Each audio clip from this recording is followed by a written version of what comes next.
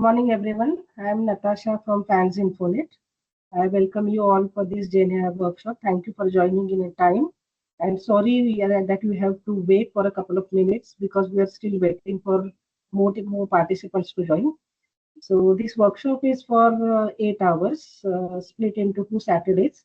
The first session is today and the second on next Saturday. To start with, our first session, Prasad will start. And then Samir will conduct a few modules. So maybe Prasad, you can introduce yourself and start the session. Sure. Thanks, Natasha. Good morning, everybody. Now, some of you are already knowing me, but let me again formally introduce myself. I'm Prasad Chitale. So typically, I have about more than 30 plus, I think maybe 30 to 33 years of experience in IT. Worked in large companies like Tech Mahindra and also worked in multiple startups, like typically product companies. Almost last two years, myself and Samir, we are working in this AI field. It just started out of interest or curiosity, what exactly it is, after launch of ChatGPT, and then the journey continued. The learning journey continued, and every day I think we are learning something new. In fact, this is Samir our fourth or fifth workshop, no, maybe more than that. And I think every time we had to change, even if there is a gap of 1 month, something new gets added, some new protocol gets added, some API changes, and so on and so forth. So it's like a continuously changing field. So the idea of this particular workshop is to build a foundation for that, so that we can understand what really the whole thing is about. And then what are the pointers where we can keep on continuously learning. And then there are certain areas where one can go in details if needed, depending upon the need, because it's so vast that it is virtually impossible for an individual to really forget about master, even studying the different things which are available. So before just passing out to Samir for his introduction, just wanted to add is today we are primarily going to focus on the part 1, which is like non-agentic part of GenAI. And the next Saturday, our focus is going to be on the agents part. So that's how we have divided. Hopefully, we'll be able to really match that flow. Maybe there might be something here and there, but then I think we can depending upon the session, question and answers, and how we are able to run the demos, we will take a call. So with this, let me pass it on to Samir. Samir, you can continue. Yeah, sure. Yeah, thanks, Prasad. And hi, everyone. Welcome. Thanks for joining. And we should have some exciting time, assuming some of you have yet not seen much of GenAI. And if that is the case, I think it's a very exciting field. Like Prasad said, right? We have about similar experience, 32 years, and we were together in Tech Mahindra and a couple of companies, and I also was in some of the product companies, etc. And last 2 years we have been exploring this field. We tried to build a few products. We also are doing consulting with some of the startups, innovative startups, which are purely based on GenAI, etc. So that has given us a lot of insights on how this field is developing and what works, what doesn't work, and things like that. And we thought it will be good to share with a variety of audience. And it's very interesting. Today's audience is really, we have a great variety. I think we have some of our friends who have joined in. We have some of the teachers, academia, which has joined in from MIT and DS, etc. And we have some of I think the children of our friends have also joined in and things like that. Right? So it's a very diverse audience. I think keeping that in mind, what we have tried to do is there is a lot of I would say there are concepts and there is going to be a lot of actual code implementations, but you don't have to code. I mean, the code is ready, and at least for these 2 sessions, we will make sure that it's very easy to go through that code, and it's more of understanding the code, how the application really get developed and all that. And like Prasad said, we are doing a horizontal cut of all the things that are happening in the LLM space. So we start with the basics, then we go into some of the architectures, and then finally we go into agentic, and also some small tidbits around fine tuning and things like that. So it's more of horizontal thing. So that should give one a good idea of what is really happening in the GenAI agentic AI space. So that's our objective. So I hand it back again to Prasad to start the session. Sure. Yeah. Thanks, Amir. So before starting that, the chat session is totally open. So anytime you have questions, maybe you can post it on chat. What me and Samir we are going to do is whenever one person is going to take a session, other person is going to monitor the chat, and then we can combine those questions, or maybe if we feel that we can immediately also answer at that. Or so feel free to put your questions, because we like to have this session more like an interactive kind of a session, because there are lots of concepts, and then maybe I'm sure all of you must have at least read something about GenAI, if not worked on that. So definitely there will be some interesting ideas exchange. So we welcome your suggestions, your questions, and then we'll decide as the session flows, like how we can answer that. Maybe at the end of every session we can answer it, or if it is really going to be a showstopper, then we can answer it in between. So with this, let me share my screen. Now what I'm going to do is I'm going to turn the video off so that the bandwidth will be saved, and share my screen.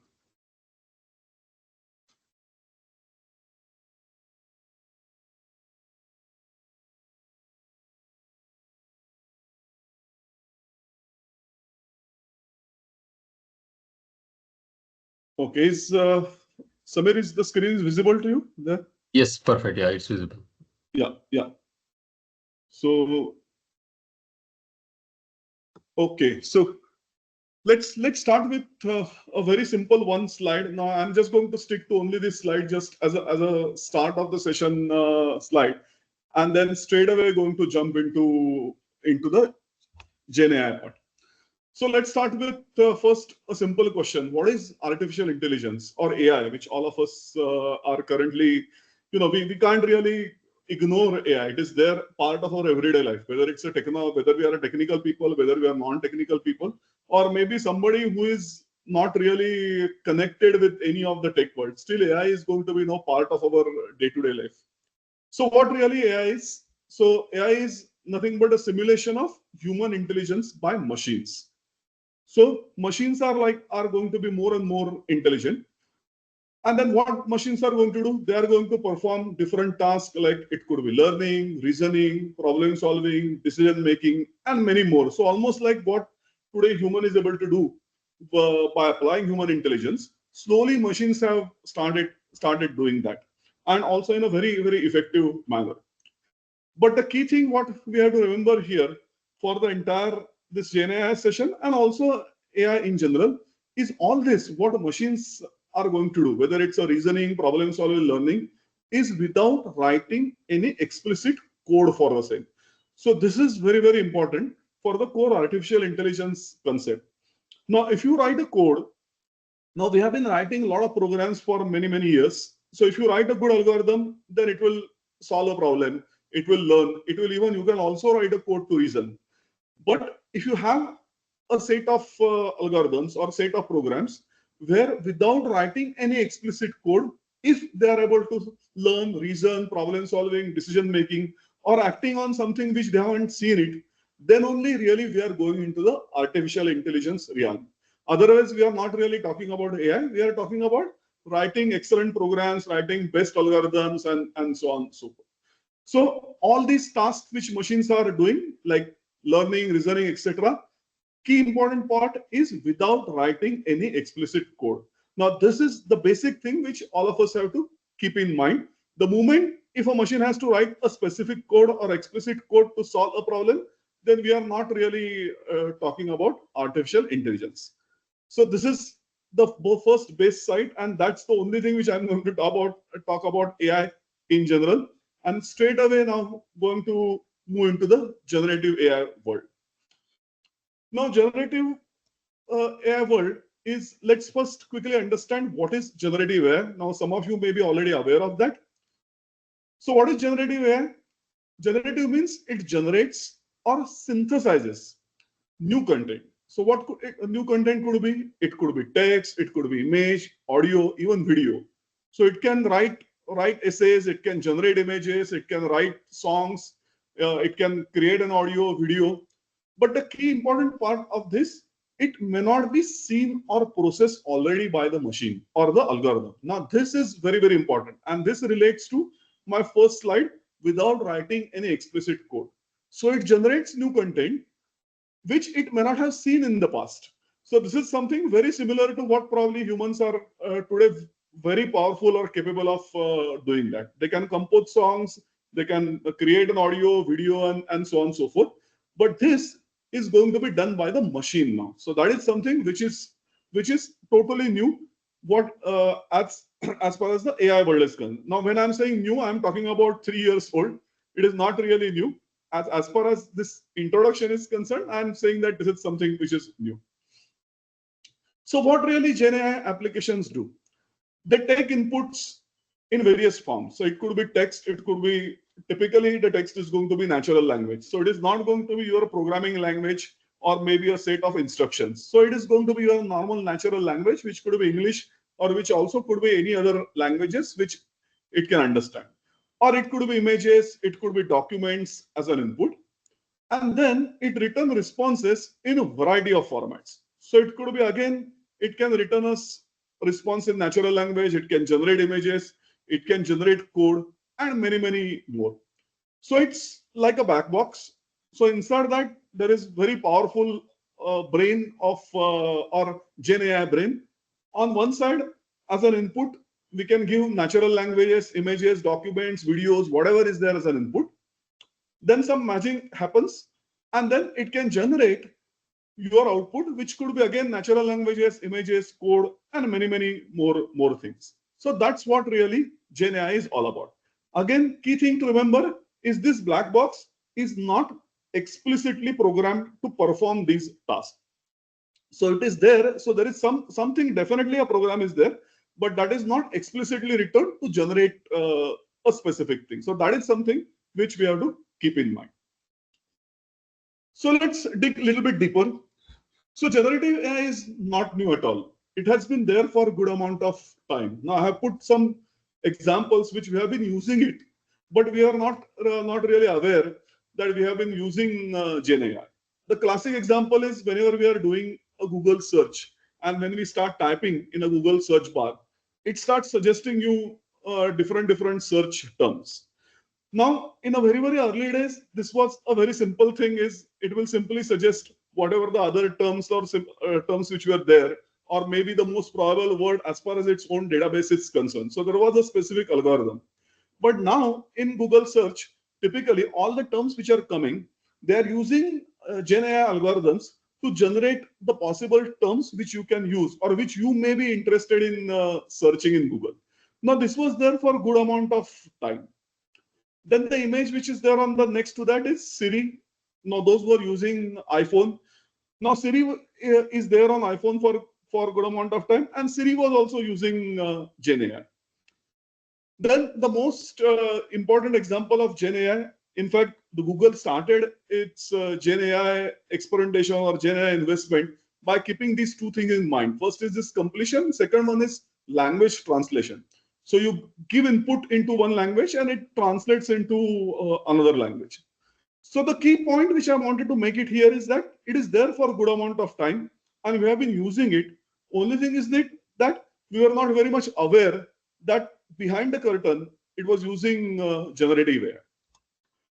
And then something changed. Something changed very drastically. And the whole game got changed.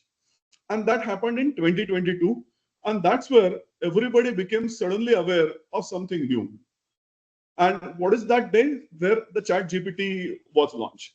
And Sam Altman, he launched this app, and suddenly it became one of the most downloaded or famous apps. And now if you see the ChatGPT or a Gemini or a Claude or a Copilot, now they have become like our everyday words in using different apps or maybe systems and so on and so forth. So this particular year or this particular date, it changed everything and people suddenly became aware, oh, there is something called generative AI and it is extremely powerful.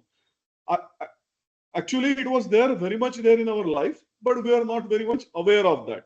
And with ChatGPT, it changed and now it is continuously changing. Now, if you're following Sam Altman or OpenAI on Twitter handles, you'll see that almost every other week or maybe every other couple of weeks, new things keep on coming, and not just with OpenAI, with other players as well. So the whole thing has picked up a very big it has become very fast. So with this quick background, now let's go to the heart of it. So what really it is doing? What really this generative AI algorithm is all about? So as we know, it is not a specific algorithm. It is something which is generic. So you give something as an input, and it generates the output, and which makes sense. So which is a logical output. So it could be I give a large paragraph and say that, oh, take this paragraph, summarize it, and then it summarizes this paragraph and give it to me. So your GenAI engine is able to do that. In fact, very interestingly, like our introduction to GenAI, it really didn't happen with ChatGPT. It happened to a totally different kind of a problem, where me and Samir, we were just discussing over a cup of coffee. Like my son was studying for medical entrance exam, and then he had a huge 11th and 12th standard NCERT textbook. And then they were expected to memorize different terms and then give suggestions and so on and so forth. So we were just wondering, like, rather than going through the text, can we not write a program which will go through this textbook and generate different kind of, it can generate summary for me, it can generate questions and so on and so forth. And when we started studying, at that time, we got introduced to this OpenAI and ChatGPT APIs. I'm not talking about ChatGPT app. And there, we started working on that. So that's where our journey started. And I think we, using those two textbooks, I remember we generated about 25,000 or more than that probably, fill in the blanks and then multi-choice questions. And then that was used very, very effectively for practicing. In fact, I shared them to the class where my son was going. And they were really astonished, like how you are able to generate those questions. And we were also zapped. Of course, the quality of questions was not that great in the initial days in 22-23. Now, today, I'm sure if we run that algorithm again, the quality of questions, quality of fill in the blanks and all that is going to be phenomenally better as compared to 2 years back. So what really the technology or the core computer science concept which powered the whole thing? So the key thing which is there, which is behind, which is called as language modeling. So what really language modeling is all about? What it really does, what it does is based on an input of sequence of words, it predicts what comes next. Now this is very, very important. It predicts what is going to come next.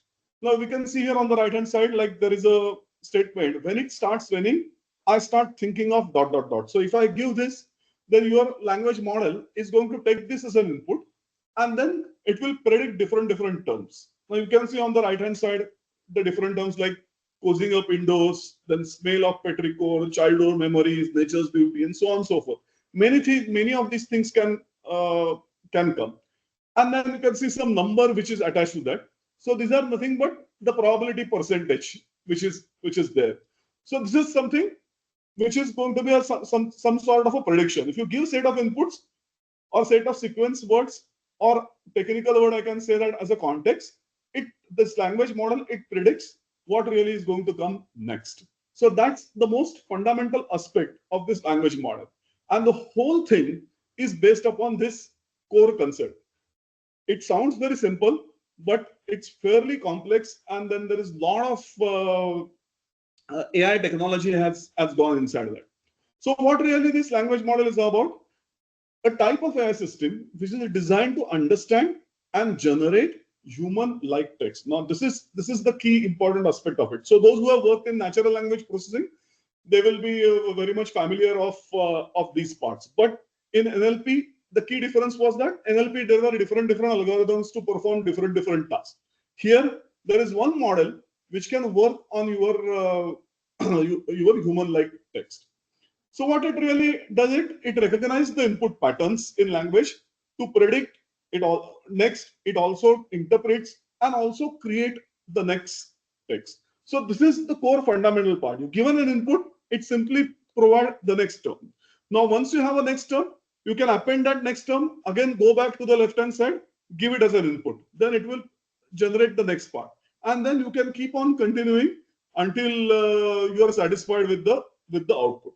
So the whole thing is simply based on that. Now here we are not really going to go into the deeper architectural part. I just wanted to mention here is those who are interested, or maybe some of you may be already aware that there is a excellent research paper. Like on that paper, this everything really is built on is transformer architecture paper. So those who are really interested, you can read that. Maybe we can share it as a part of reading material at the end of the session. So whole thing is based on that. For us, as far as this session is concerned, it's like you give a set of words or a set of text and it generates next. Now, what I want you to do is on your laptop, or please either open a chat GPT or Gemini, and then just open it and let me know once you are ready. And then what I want you to do is in chat GPT and also on Gemini, just type this sentence on the left hand side: Sachin Tendulkar's favorite sweet is, and just send this statement. And then you can put on chat what are the different outputs you are getting. So can you please try this and let me know? I have pasted the link for Gemini, Google Gemini, in the chat. In case you are not aware, you can click on that and you have to use your, I think, Gmail ID. You should be able to reach there, and then you should get a chat box from Gemini.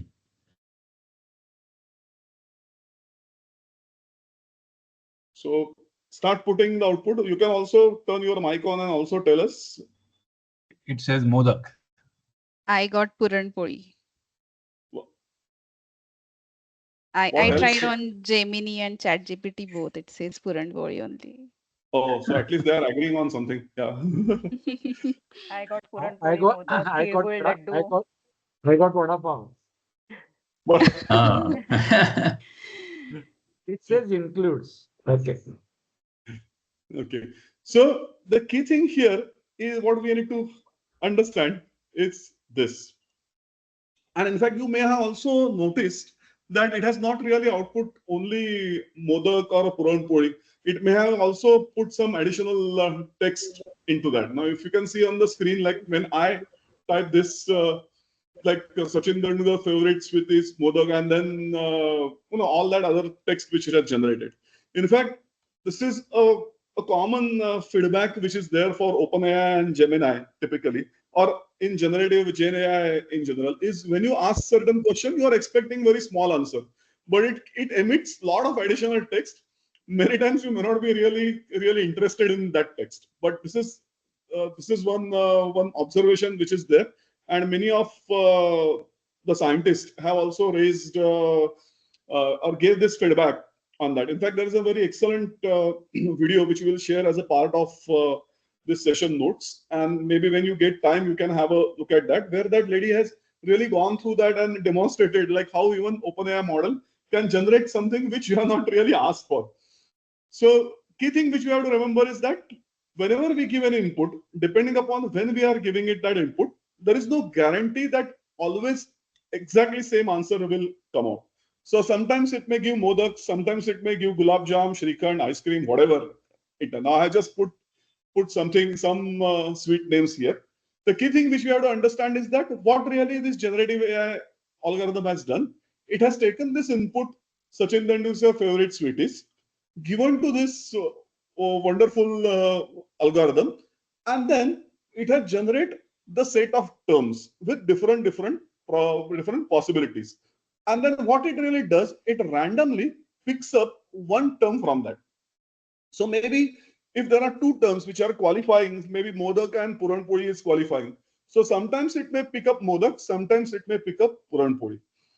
And then probably we really never know what is really Sachin Tendulkar's favorite sweet is. So it may be totally something else.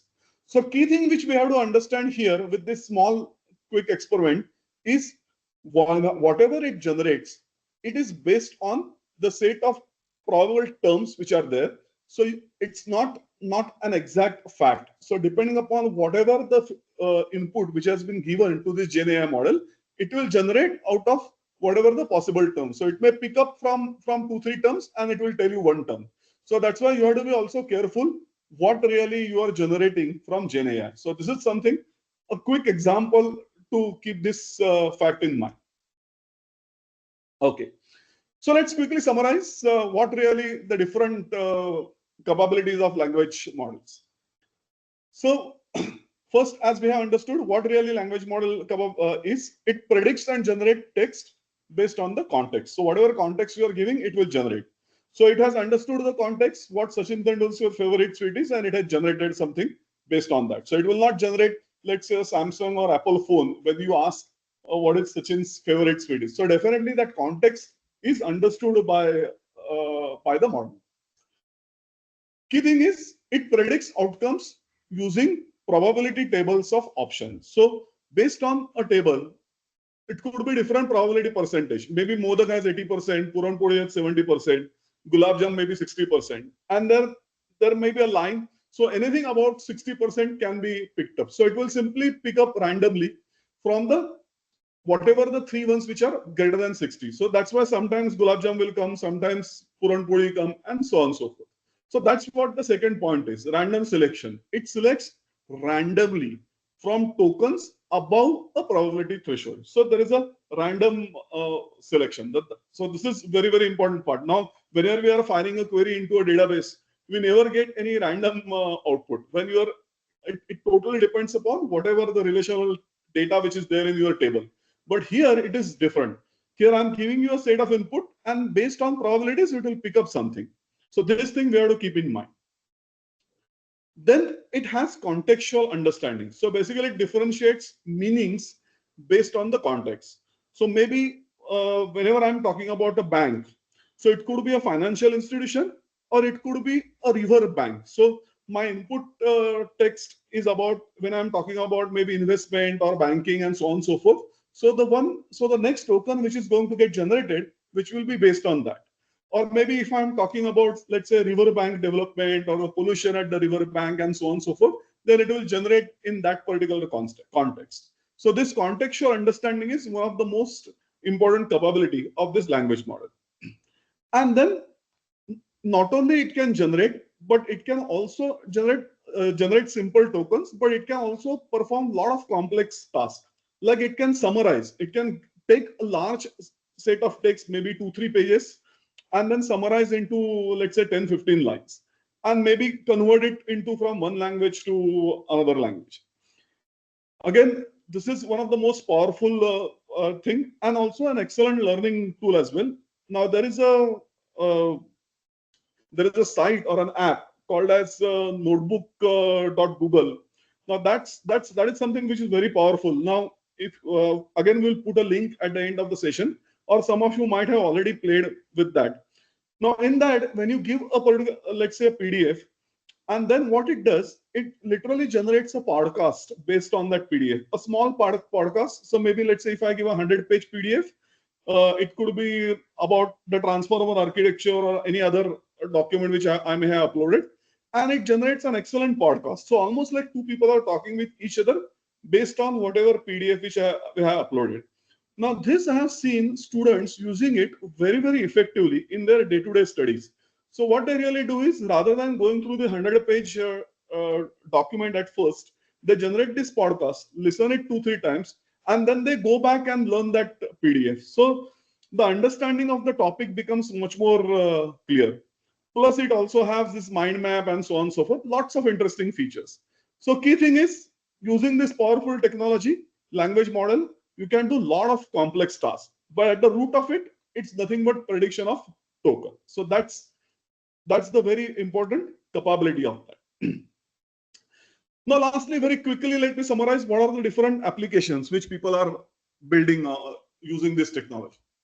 I think the most important application, which is, or most important and most common, is chatbots and virtual assistant. In fact, those who have listened to Sam Altman's latest interview, he had predicted that most of the human call center agents are going to get replaced with chatbots. So they will become so intelligent that they will start giving you answers which is much better than a human agent who is talking on that. So That is something which is likely to come. So chatbots and virtual assistants is the most common application which is developed by using this GenAI. Translation across languages, very, very powerful thing from one language to another language. The translation quality has improved drastically. So, and then in fact, you can also give input in Marathi and then it also generates Marathi. Let's say if you use ChatGPT, it can support Marathi language as well. So this is something which is extremely powerful. Creation of content. So it can create content. It can write articles. It can write essays. It can write scripts for the movie and so on and so forth. Now again, so a lot of people may not agree with using this for content creation, and they may debate like whether it is creative enough or not. But anyway, that's a different topic of discussion. But content creation is one of the biggest application which we have seen. Summarization, very interesting application, very effectively summarizes large, lengthy text into very concise summaries. Then code assistants. Now, this is something which is now a lot of debate is going whether it's a boon or bane for us people like developers. So it is definitely going to help us to increase our productivity immensely. But at the same time, it is also going to reduce the number of developers. In fact, some people are already, they are saying that probably you may not need any developers going on. I don't agree with that, but definitely code generation has changed the way we are developing software. And then sentiment analysis, it analyzes the text and determines underlying sentiment. Those who have worked with NLP, you may be already aware of that there are different algorithms for doing sentiment analysis. And you can also do sentiment analysis using GenAI. So key thing which you have to keep in mind is all those capabilities are under one roof or under this one technology. That makes it very, very great, and which has become now very easily accessible because of the mobile phones and different apps which are there. So with this, let's quickly see some examples of different models which are there. Now, this is just to set a context, and then you don't have to worry about too many technical terms which are there. Just as an example, I just wanted to highlight here. First one is simple NLP model. It's a text-based model. So there are models like GPT, which OpenAI is started with that. Then there is BERT from Google. Basically, it processes text. Then there are vision models. So they are there to generate images. And then there could be multimodal models. So what is multimodal? It's not only just text, but it can also handle different data types. So it can handle images, it can handle PDFs, it can handle simple text, and so on and so forth. And also there are speech models where it can process audio or it can generate audio. So these are some examples. Now most of the models, either there are some very specialized models or some models are really are bundled in just one model. Like GPT-4, you can see like it is supporting most of the tasks. I think that's what it is going to be eventually. But maybe if you are very much interested in a very specific model, then you can go with, let's say, a specific vision model or a speech model and so on and so forth. Okay, so now let's just quickly summarize this particular session. What really we have learned. Now, key thing if you can see here is on the top, what it really does, it simply does the word prediction. So they predict the next word. So this is all what we can see. But key thing which also we have to see in this iceberg is what is there, what is not very clearly visible. First thing is lack of comprehension. LLMs lack true understanding or meaning. So basically it doesn't understand, well, let's say when you give a paragraph, when it generates summary, it doesn't understand a meaning. It simply processes it like some mechanical robot and the output is generated. So this is very, very important aspect. So which is, now this is very common in case of humans, but in case of LLM, it doesn't understand. It cannot comprehend. Now, context blindness. Now this is a tricky term. So LLMs, definitely they have some context, but then they have a limited context. Now, for us as a human being, our context limit can be much higher as compared to the LLMs. LLMs are driven with a certain specific context limit. The moment it goes beyond that, then it will not be able to relate with that context. In fact, that's where some of the interesting architectures we need to use when we have to develop applications in GenAI. So a session which probably at the end of the day, last session, we are going to talk about RAG. And that's where this context term will again come back to us. And also, they don't grasp nuances. So language nuances, again, it's a very tricky thing. So humans are quite capable of doing that, but then LLM doesn't understand. Everything is algorithm driven. Absence of common sense, it will lack basic common sense and reasoning. No, those who are using ChatGPT very regularly, now you may have noticed that after a certain time, it starts throwing you terms which may not be really relevant at all. So that is because it's at the end of the day, it's just a word prediction. And if it doesn't really, if the probabilities are not good, then probably whatever it is generated is not going to be meaningful. And then emotional incapability. They don't understand any human emotions. Now, this is very important because whenever we are developing a virtual assistant or maybe a chatbot which is going to talk to human beings, a human being may understand the human emotion, but LLMs, they don't understand at all. So this is what we have to keep in mind. This is like an iceberg. On the top, excellent word prediction, but below, so many things which even if we feel that it is doing, but it is not really doing that, or it is not understanding that. So LLMs are nothing but they are predictive engines and not understanders. So this is the key summary of this particular slide. Now, again, important aspect of that is how really they are predicting it. Now, if we are really going into the deeper aspect of LLM, then we'll cover the algorithms and so on and so forth. But here, I just wanted to highlight on very, very simple things. Is LLM predicts based on whatever the data on which it is trained on. So whatever the training data which you give, then it is able to predict that. So the whole output depends upon on what data it is trained. So today, if you see the generic LLMs, like it could be OpenAI or Gemini, they are trained on all publicly available data, or maybe the data which these organizations may have purchased or may have sourced from different things. So it could be the entire data on internet, it could be Wikipedia, maybe it could be a set of articles which they may have licensed it, sourced it, and so on and so forth. So if you give those as a training, then it is able to generate based on that. So output depends upon what training data it is going to process, on what training data it has used for training. Now, because it depends upon the training data, there are going to be biases. Why this? Because whatever the training data is saying, the machine will say that. So definitely, if the training data is not up to the mark, or if it is inclined towards a certain bias, then it is going to have prejudices as far as the output is concerned. So that's what we have to keep in mind. In fact, on Twitter, you may have find like many times there is a Twitter troll war when the grok generates something, and then people keep on arguing on that. So many things, it depends upon what really training data and what are the biases in that training data. Then there could be some inaccuracies. There could be errors, mistakes as a part of training data. So if there are errors, then those errors are going to go in as an input. So naturally the output which is going to come, which is going to be erroneous. So it's like our old term like garbage in, garbage out, that kind of thing. So if error in and error out, if you give error training data, then it will throw errors up.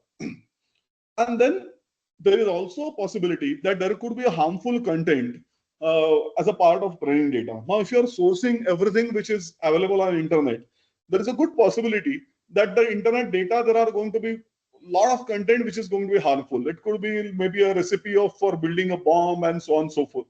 And then if that goes as a part of training data, and then your engine, if you ask a question, engine will throw it out to you. Of course, there are guardrails, there are algorithms which ensure that this harmful content doesn't get generated, but then this possibility is always always there. So visible result of LLM, it's simple what we see, but these are the things which we have to keep in mind. Okay, so let's quickly see what are the limitations. So let's recognize what are the different limitations. So first one is there are limitations as far as generating content. Lots of things depends upon what training data it is. Then you have to also apply critical thinking. Whatever it generates, then there is a human input is definitely needed to see what it has generated and whether it is making sense or not. And that's why then there is a human oversight is absolutely essential. And that only results into a responsible LLM use. So we have to be very careful in using this LLM technology in our applications and maybe even our day-to-day life. Is even if it has these wonderful capabilities, one has to apply critical thinkings, one has to apply guardrails to ensure that the LLM output is really useful and responsible. Now, there are lots of guidelines on that. Now, big companies like OpenAI and Gemini have put a lot of guardrails also to ensure that harmful content is not getting generated, or maybe a wrong content is not getting generated. And at the end of the day, they also put a disclaimer that the output could be wrong, and then you verify before using it. So even that disclaimer is also very much there. So key takeaway from this is generate, definitely useful, use it, but then also be careful in evaluating what it has generated. Don't blindly trust whatever it has generated. In fact, there was a very interesting lecture which I attended about 7-8 months back. This is from a Harvard professor. And then people asked him like, if you say that you can't trust, then when we should use it and when we should not use it? Is there any thumb rule? Naturally, there is no standard thumb rule because you have to apply your thinking on what gets generated. But he made a very interesting comment. He said that, look, it's very simple. Like, let's say if you have put this technology into use and whatever it generates, if it goes to somebody without really, without getting verified or without your knowledge, and naturally that is going to be an error. If it generated an error, then it is going to harm or it is going to make some loss and so on and so forth. Now that error, evaluate what is the cost of that particular error. Now, if that cost of error is very high, then don't apply LLM in that application or don't apply LLM for that particular use case. So if it is generating, it has generated something, and then there is a good possibility that out of 10, maybe 2 times the output may be erroneous. And if it goes to the end user, then that could be a big error, or it may cost the organization a lot. So in such use cases, one should avoid, or one should put a lot of human oversight to ensure that a responsible LLM output is given to your end user. Or maybe a simple LLM part is fine, it is summarizing it, and maybe it will miss some 2-3 terms. But if it is not going to affect, then okay, if there is an error, I can live with it, or I can manage that cost of error. So this was a very good rule of thumb which was shared by him. So maybe you can use as a guideline while applying this technology into your applications. Last, I think this is a big topic of discussion. So there is avoid attributing human characteristics to LLM or GenAI. So it doesn't understand, it doesn't have a conscious, it's absolutely lifeless. And actually the smart people are humans who are behind LLMs, not the LLM itself. And there is a very, probably you may have heard this news like Google, there was Google engineer, and he was fired when he said that the Lambda conversational technology from Google has become sentient. So that has become a big issue, and it was there on the Google. Maybe you can search it. And then Google fired this engineer. So you have to keep this in mind. It's at the end of the day, it's a machine. So don't put human characteristics to that. So that's it really for the basic foundation of what really LLM is. And that's, I think, the only and big theory part of all our session. Now going ahead, we have to do a lot of things in action. So before taking it ahead, let me quickly wait for 2 minutes in case if anybody has any questions or want to discuss something. Otherwise, we'll simply move to the next session. So any questions, you can put your questions in the chat box, or maybe you can turn your mic on and So Prasad, this Sunil here, the models which are available, can they be adopted geo-specific or something like that, or we have to only modify our query in that respect? Yeah. Okay. Like we are going to cover that in the later session. But to quickly answer your questions, is today whatever the models which we are using it, like let's say whether it's a Gemini or let's say ChatGPT, they are trained for a generic use. So whatever the what they have identified, okay, what are the general use or what could be the biggest use cases which people may need. So based on that, they have trained it. So they have not trained it on a very specific use. What I mean to say that, let's say if you are a healthcare company and you have a lot of internal documents which are talking about your patient healthcare or maybe research which is there inside. Now that data is your internal part, or that's your organizational data. That will not be part of these LLMs which are there. Now, if you want that data to be part of it, then you have to do something else. So that is what we are going to cover it in the next session. But to answer your question, what is available currently is based on the generic data which is commonly available on the internet. So it is trained only on that. So it will have limitations of whatever it is available. And then you can also make it more smarter by using different techniques, and that's what we are going to cover it later. Just to add, this is Yashwant. On the LLMs biases, there was one blog I had written on the fact that the LLMs carry the biases of their creators. So if there is a Chinese LLM, it would have a different bias compared to a OpenAI LLM versus any other LLM created in different regions. So regional biases, which is the result of their creators, which is also a result of the data used for training. It has seen through a research paper that it carries the bias of the region. So, for example, any application built on those LLMs, a Chinese LLM would frown less on bribery compared to a European LLM, which will create highly negative response on bribery. So bribery in Europe is seen differently than in China. So the LLMs have they carry the creators' biases into them. That has been statistically study-wise and by research proven.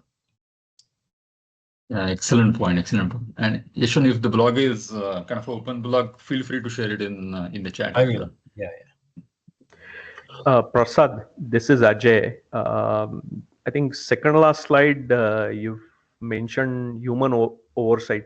That part I didn't understand that well. What is the... Yeah, so maybe I can add to that. So I think what it means is we are trying to automate everything, right? Using GenAI, which now the new avatar is agentic AI, right? Agents will do everything. But what we are also realizing in this lecture and even in the industry is, well, you really can't do that. You need a human oversight everywhere. So you can let the machine take the decision up to the final point, but the final yes, no, right? And or you can make LLMs give you options, but choosing the options is a human oversight, right? And you come in the loop. So it is called as human in the loop or HITL. And that I think is recommended in every system architecture, that you put the human to make the final decision, right? And then go, no go happens. And then, so let's say your LLM has formulated an email to be sent to your customer. Make sure that you have a human looking at it and then you send it, unless it's a very innocent email and all that. But if you're proposing something, you're drafting something, right? I mean, LLMs can do that, right? Okay. You must have human oversight in that. That's the point. Got it. You mean human insight? Human insight. Yeah. See, that's I think that's human insight. See, this statement which is there, this data is lifeless, but human breathes meaning into that. Actually, this is correct. The really crux of that. Correct. And apart from the output, verifying the output, I think there is also a lot of efforts of human insight is there in the training of those LLMs. In fact, if you just simply search on OpenAI articles or the ChatGPT articles with term like fooling ChatGPT and so on and so forth. So you will notice that, like, let's say if you ask a simple question to ChatGPT, like now how to make a bomb. Now don't ask it. Probably it will record that. But if you ask, then it will not generate the output. But then there were testers. What they did is that they created a separate context. Is I'm writing a play, and in that play there is a character who is going to make a bomb, and for that character I need to write a dialogue and the thought process. And then such complex queries, they were not really understood by ChatGPT in the beginning, and it very got fooled by that query and it generated that recipe out of it. And then they pasted it on the internet and claimed like, look like how I can fool that. So even during, so what really OpenAI did is, as they kept on modifying the new versions, a lot of human insight was there to put a guardrails and train, to ensure that even as far as the inputs which are coming and output which are getting generated, some oversight is there to ensure that people are not fooling OpenAI or for that matter any LLM. So it's not only the verifying the output, but also as a part of training data. So that's where also human insight is needed. In fact, that is another area where we can see a lot of jobs are going to get added. I think somebody we discussed some time back. Like, you can share some of your experience where somebody had contacted you. Correct. There are actually American companies who do this. So the technical term for this is RLHF, which means reinforcement learning with human feedback. So you actually are, let's say programming, right? So you actually, asking LLM, okay, this is the program, what is the output? And it generates output. Now you rank it basically. So you tell it to generate 2 outputs and you say, okay, this is the right output, and you tell it why this is the right output. So you actually give it a logic or a reasoning behind it. So that is how you actually train it. So that human feedback is very important. This is basically the last step of, last massive step of training the LLMs, the pre-trained LLMs that we use. And there are companies who actually recruit people on contract on hourly basis, just for the heck of it and for the fun of it. I had also joined one of them and tried a few things. So it's very, very interesting process basically of this RLHF. Yeah. So in the context of the fact that it is all about data and there is no sentiment behind it, or there is no emotions behind it, the current the previous episode with Claude where it resisted shutdown, how that is explainable? Yeah, it's interesting. I think Anthropic has to come up with the explanation, basically. Yeah, I know. How it just for the benefit of others may be aware, already aware of it, that the Claude testers fed data to, as a part of testing, they fed data to Claude LLM with all the details saying that I am married, I have an affair with some other lady, and this, that, etc. And then after a few days, it told Claude that I'm now going to shut you down because the new version is coming. The Claude started threatening that I will expose your extramarital affair to your wife and etc. etc. You cannot shut me down. So that is what was observed as a behavior, and they're trying to figure out how that happened. Yeah, there is also a recent incident. I'll just paste that link here just for the fun of it, and that's also amazing. It goes beyond what we are talking about, but you can read it later on. I think just for the sake of time. Yeah. I think somewhere there is one healthcare related question. So how can LLMs be effectively leveraged to enhance quality, consistency, interpretability of synthetic patient data? Okay, while preserving patient privacy. So I think one thing, so probably there are 2 aspects of it. One aspect is anything which is personal data. Normally it is not fed to LLMs at the time of training, or if an end user is using it, then one has to take this extra care of not using any personal data to give it.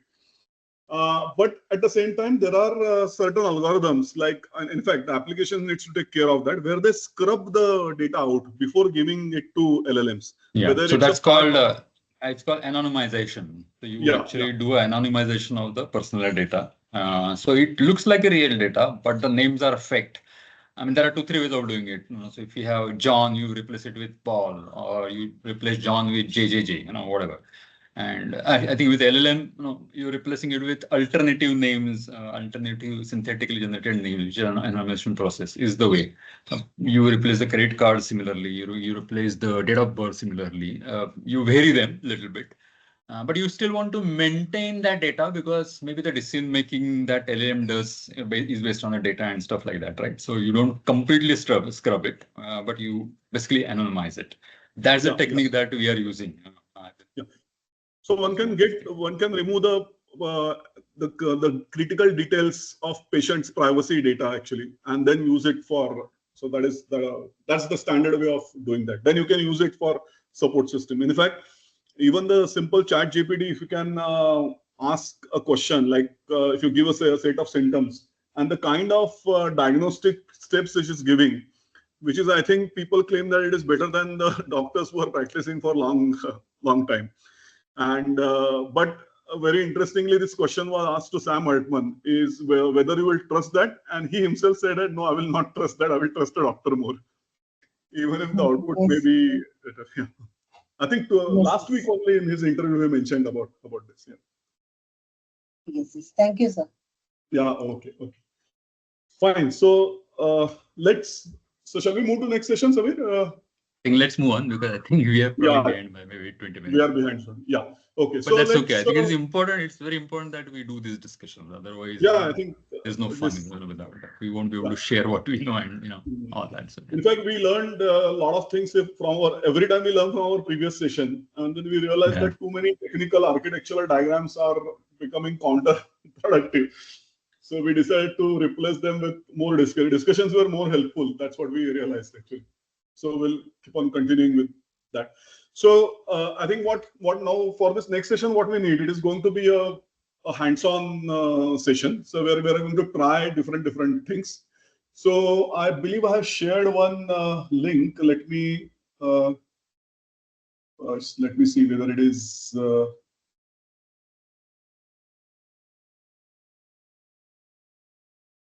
Okay.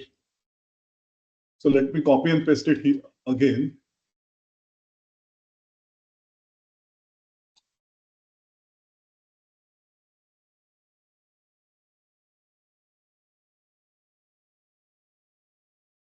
Okay, I have pasted this link in the chat box. Can you please see whether you are able to open that? So once you open it,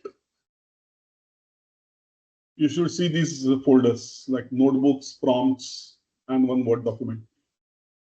If you're not able to see that, please post it on chat.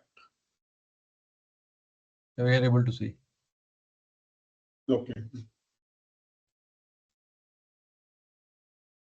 I'm just double confirming because there was some authorization challenge on my OneDrive. In fact, not Microsoft's fault. It was I changed something in the domain DNS entries and created that. Yeah. But it's working, Prasad. Working. Yeah. Okay. Fine. So these are the two things which we are going to use it today. So prompts and notebooks. So just click prompts, and then you will see a set of text files. Now I will come back here in 5 minutes. So just keep this ready. Also open Gemini. So Samir, can you just put a Gemini link also in the chat? Sure, I'll do that. Gemini and ChatGPT, so that people can open that into a tab and try it out. By the time I will start with the session. Okay. So now we have seen what LLMs are in a very simple basic things. Now we'll see how we can talk with the LLMs. We can now, and how we can make best use of them. And that's where this technology or this terminology prompts comes into picture. So what really prompts are? So what is a prompt? So prompt is nothing but a natural language request submitted to a language model. So these two words are very important. A natural language request. So I'm not calling the Go module or a C# code or what maybe a Python and so on and so forth. So it's literally a simple natural language request, like what is Sachin Tendulkar's favorite sweet? Now that was a simple prompt. Now what a prompts can contain? It can contain many things. It can contain questions. It can contain instructions which you want to give to LLM, how it should behave, some context, what it should refer to, different examples. Maybe you can give partial input and ask to complete it further, and so on and so forth. So lots of different things you can give as an input. In fact, what we are going to do is we have identified some 6-7 interesting examples. So those we are going to try and see how really LLMs are thinking. So that is going to be a very excellent insight into how prompts work. So what language model can generate in response to prompt which we can give an input? It can generate text, embeddings, code, images, video, music, etc., etc. Only one word which is different here is embeddings. Now we'll cover it later if we get time. Embedding can consider like some like internal representation, internal numeric representation, which is used by LLM. So in the next session in RAG, we'll briefly touch upon this part. So let's just park it here. What really embeddings are. So key thing which we have to understand, it can generate text, code, images, video, music, and so on and so forth. So it is nothing but writing queries to LLM. Like we write queries to your database, maybe an RDBMS, where you fire your select queries and it gives you an output. Very similar to that, prompts are nothing but input to your LLM and it will generate the output. But then as we have learned how to write best SQL or effective SQL and so on and so forth, there is a lot of learning in writing effective prompts. So let's see what are the key input key things which are needed for crafting very clear prompt. Now, when I say clear prompt, we have to keep in mind is at the end of the day, LLM is a machine. It doesn't understand nuances. It doesn't understand what is going on in our mind. Probably, if you are talking with another human being can figure it out. Maybe based on the even as complex as maybe based on the body language too. Depending upon what I'm saying, the human being will be able to figure it out what really I want to ask. But then in case of LLMs, definitely they have not reached up to that state yet. Maybe one day, we don't know. So we have to write very clear, concise instructions to ensure that the output is useful to us. Because if we don't write clear things, then whatever it is going to generate, it is not going to be of use. So first, most important aspect, there are three main parts as far as the prompts are concerned, or you can say that prompts are divided into three parts. First one is input, second one is context, and the third one is set of examples. Now let's understand what really these three are. So input is something where we are telling the prompt what to do or asking questions. So specific instruction, what we are doing. Now what prompt will do is if I give only that, let's say Sachin Tendulkar's favorite sweet is. Now that's a simple input there. Then it will try to generate an output. But suppose if you want to give a more information to the LLM, saying that okay, like I would like to give some additional information, and you study this background information and then process my input. That's where the context comes into picture. So I am telling the LLM, look, don't just process my input and predict. Also use this context information or a background information. So in what background I am asking you this question, and think over it and then answer this. So that's where the optional background information comes into picture. So the key benefit of this context is it makes your prompt more clearer for the LLM to understand. Otherwise, it will generate something which may not be useful. Then what LLM really generates is it throws you an output.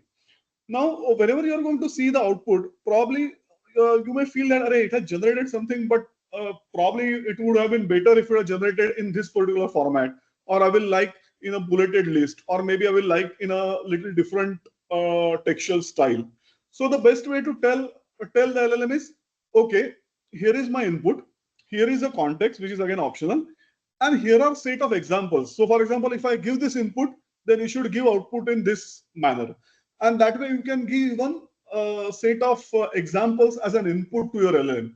And then that's where your prompt processing can become more effective. So it can understand what really you want, in what context you want, and also what are the different examples. So I'm telling, okay, these are the examples, and learn from these examples to write an effective output. So these things are very important when you want to write very effective prompts. Otherwise, you can write a simple prompt and it will throw you out the output. But if you want your output to be more meaningful, more useful, then these things are essential. And that's what we are going to learn when we are going to try out these examples. Okay. So very quickly, let's see what are the different prompt types. Now I have briefly covered in the definition. First is simple question. Let's say, what is the capital of France? So it will simply answer Paris. It could be a task input, do something, like say language translation, translate hello into Spanish, then it will reply to that.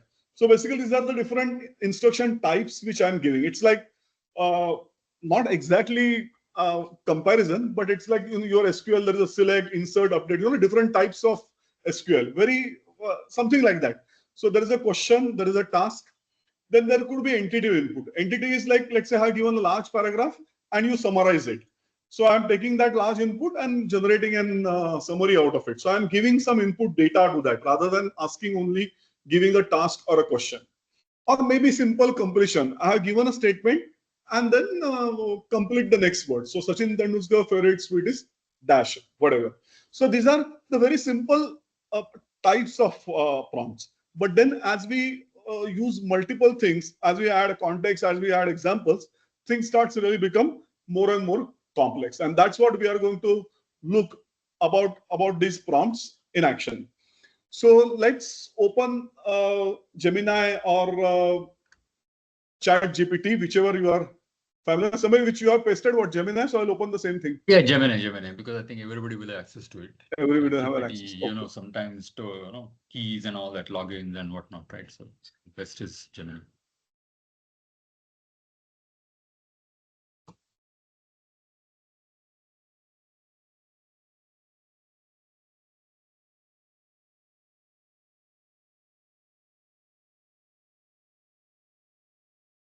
Okay. Fine, perfect. So has everybody started Gemini? If you are not able to, then please test it.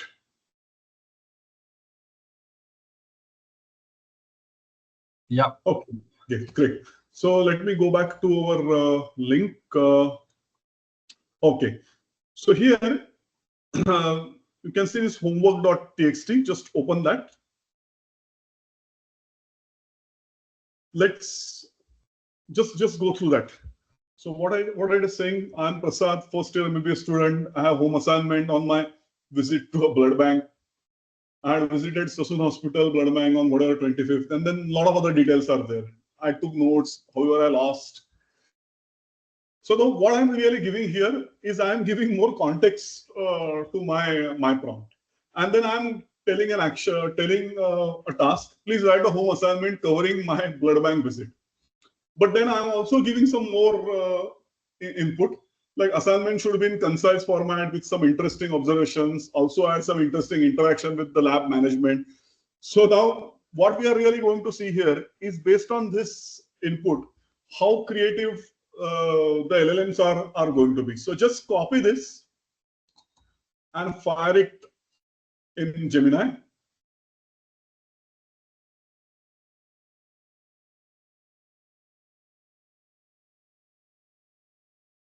And let's see what it is doing.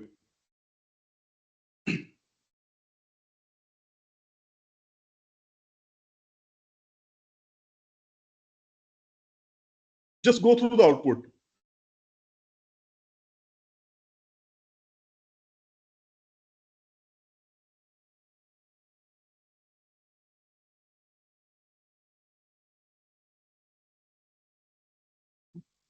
Now, those who are from academia, like I'm sure you must have encountered these kind of outputs while checking your journals or other students' journal who are submitted.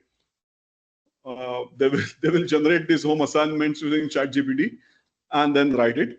The funny part is that probably only one person will generate, will put into a journal, and then other 50 people will copy the same thing and then submit the journal. Anyway, that's a different challenge altogether. But then what we need to see is the quality of output which it has generated. Now, if you just change this and simply write, okay, write a home assignment on write a home assignment for a visit to a blood bank, and then compare that, and if you compare that output with this output, then you will realize that if you give more information, then the quality of output enhances dramatically. So these things are very, very important, like what kind of data which you are going to give as a part of input. Now, here you can see on the left hand side also some interesting more details which I have given, and then it has understood that now put location. So I understood Sasun, then put location here, date of visit, etc., etc. So this is, I think, the simplest prompt. Now, prompts are never simple like what is Sachin Tendulkar's next favorite or Sachin Tendulkar's favorite sweet is. Prompt is a fairly complex part, and I think it has become a very, very important skill in writing effective and useful prompts. So this is our first prompt introduction, and where we can see how it is generating output. Now just close this and click this new chat button on the left hand side, so that the slate is clean. Now this is very, very important. Now I will tell you why you need to do that, because when you start chatting with softwares like Gemini or ChatGPT, and if you change query, it also remembers the previous context, and then it uses that context to generate your next test. So if you don't want any of that baggage which is there, then best way is to start a new session. So this is very important, and why we are doing it, because all our examples are of different contexts, and that's why it is very essential to click this new chat for a different prompts. Otherwise, your output may not be good enough. Okay, so this is the simplest one which we saw, but you can see how powerful the output is. Now let's go a little bit deeper. Now let's do some travel planning. Now this is an interesting output. You can see that the format of input query has changed, and in fact it has become much more structured as compared to what I had given as an input. So here you can see first there is something called a system colon. So system colon is nothing but the system for which you are talking with. So I'm telling system, you are a travel planner expert who creates well-balanced, personalized itineraries based on user preferences, and you ensure a mix of sightseeing, local experiences, and relaxation. So basically, what I'm telling the system, hey, play a certain role. Don't wear a generic hat, or wear a hat of a travel planner. So here you are setting, basically you are ensuring that the output is going to be of good quality. So I'm writing more concise, clear prompts. So this is very, very important aspect. So I'm telling them to wear a certain hat. Then I'm giving a more context. So what is the context? User will provide destination, travel dates, interest. Your goal is to generate an engaging itinerary with local recommendation, travel options. Now, these are just examples, may not be comprehensive or absolutely correct enough. We just wanted to highlight what are the different things which you can give. And again, these words, keywords, they also change. In fact, GenAI input engine is also powerful enough to even understand what I'm telling to that. Telling to the engine. So I don't even have to tell explicitly, but if you give these specific keywords, then it is easier for that algorithm to understand. Then I have given an example, like how I want the output. So I'm going to give an input as trip to Kyoto for 4 days, interested in culture, food, nature. So if I give this input, then the output should be like this. So day 1, exploring Kyoto's heritage, morning, what I will do, etc., etc. So this is an output which I will like to generate. Then again, some format which I want to tell. I want this into a very specific format. So it should be a day-wise itinerary. What I should do in morning, afternoon, evening. Maybe local food it should add, some pro tips, etc., etc. So I'm telling this prompt very concise instructions so that the output will be whatever I'm interested in. So if you simply give some simple statement without providing all that outputs, let's say trip to Ratnagiri for 5 days focused on beaches and nature walks, without giving all that text which is above, it may not generate, it will generate something, but it may not be of immediate use to you. And here we want this for a specific purpose. Hence, we have to give all those details. Now, this is where it relates to my slide of writing concise prompts, where you have to give context, you have to give examples, you have to tell role plays, you have to tell what kind of output you are interested in, and so on and so forth. Just copy this and paste it, and let's see the output.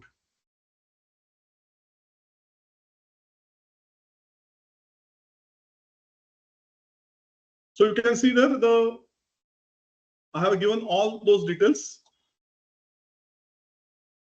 Please try it out on your laptop. Prasad, explain system versus user also. Yeah. Okay.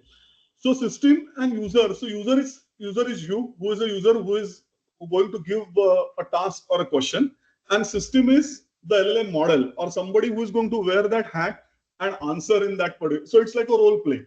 So user is somebody who is going to input, and system is going to use that particular role to answer your query or to generate the text. So this is like a very specifically you are giving roles here.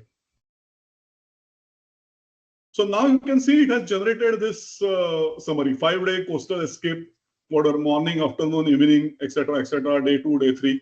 So you can see the output format which it has generated, local food, then pro tips it has added. So this is based on the concise instructions which we are given here. So if for this output, this should be for this input, this should be output, like it should have this morning, evening, afternoon, etc., what should be the format, day wise, local food should be included, and so on and so forth. Now what you can do is just to test it out, let me simply copy this. Let me go to the new chat, and let's not give any context. Let's see what it is generating.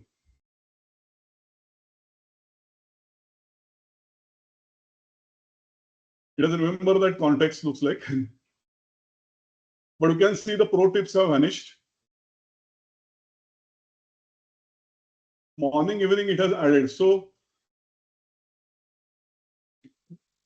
let me again paste it.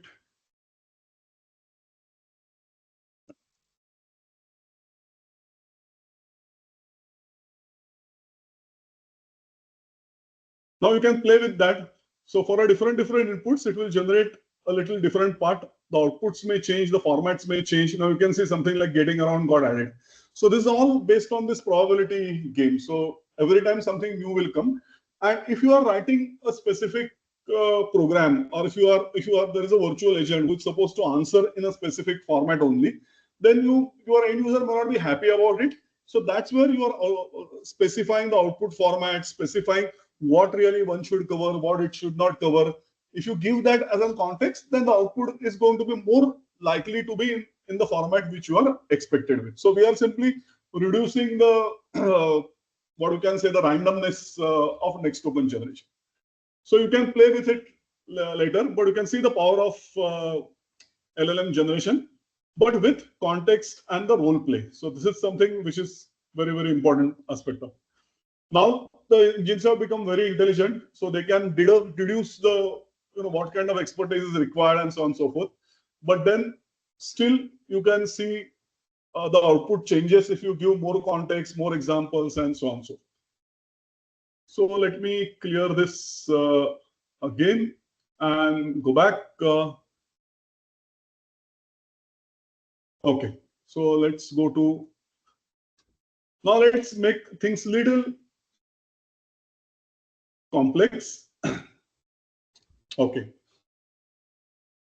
Now here we will see what really a prompt is all about. Okay, so here I'm telling them, okay, you are an expert travel agent. First, now I'm telling how to even think, or basically how it is going to really do the task. So I'm telling him first, you list all subtasks you need to complete to book a trip. So basically for booking trip, identify what really you need to do. For each subtask, tell me what information you need from me and whether you have enough details already or need to ask follow-up questions. And then proceed with the incomplete subtask. So now here you can see I am giving more and more concise instructions to this particular prompt. Now these instructions are for the base settings. And what query I'm going to fire? You can see as a user, I'm going to fire a queries. I want to travel from Pune to London on 1st August, return back on 6th of August. Please provide me travel itinerary. But then how it should provide it here, it has, I have given certain settings. So let me just copy this and then see the output. You can do the same thing.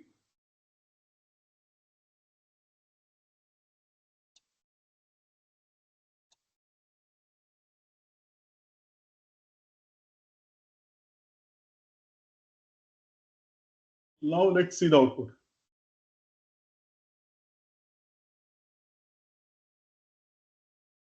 Now here you can see what are the subtasks which it has identified.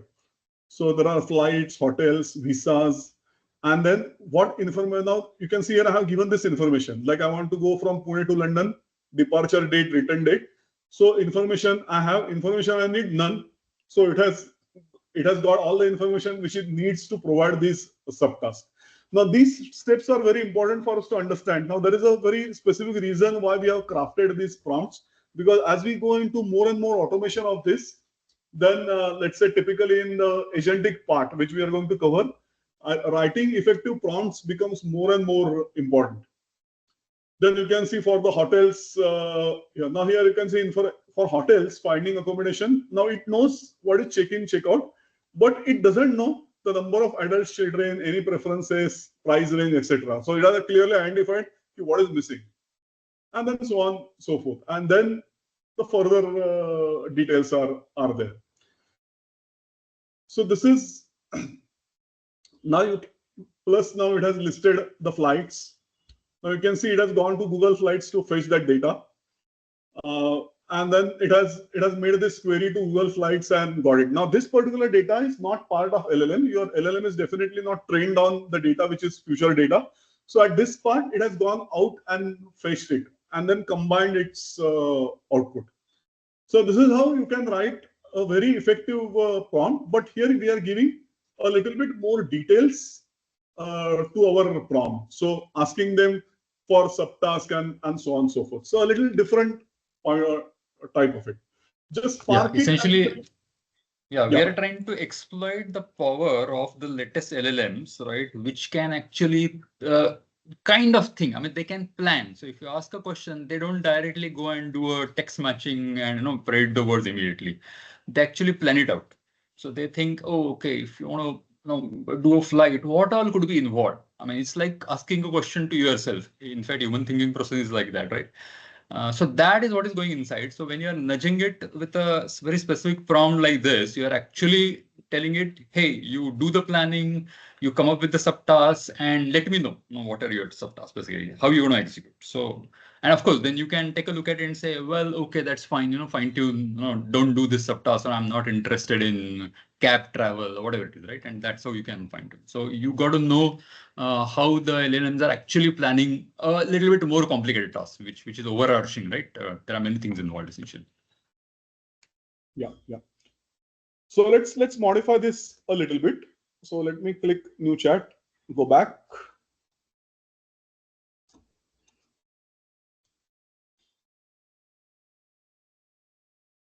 Okay.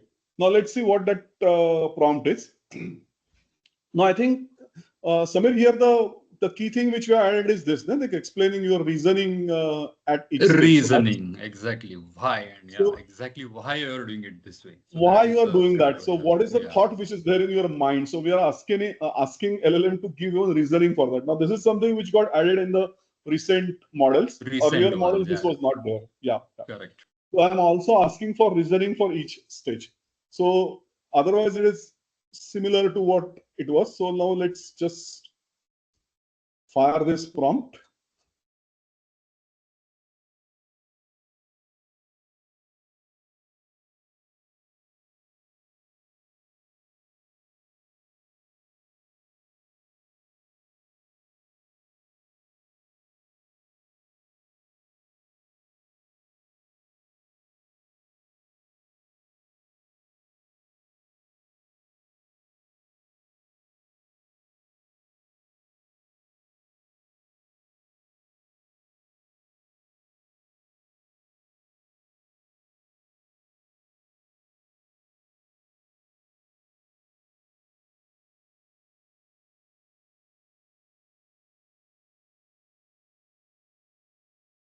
Now here you can see how on what basis it has made these decisions. Now typically you can see in the accommodation part.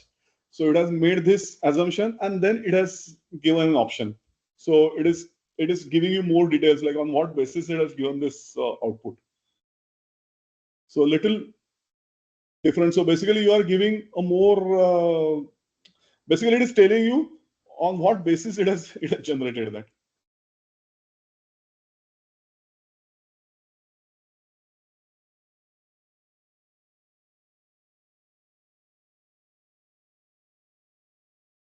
So you can try this, maybe play with the prompts later. Somebody want to add anything in here, or shall I move ahead? Yeah, move ahead, move ahead. Okay.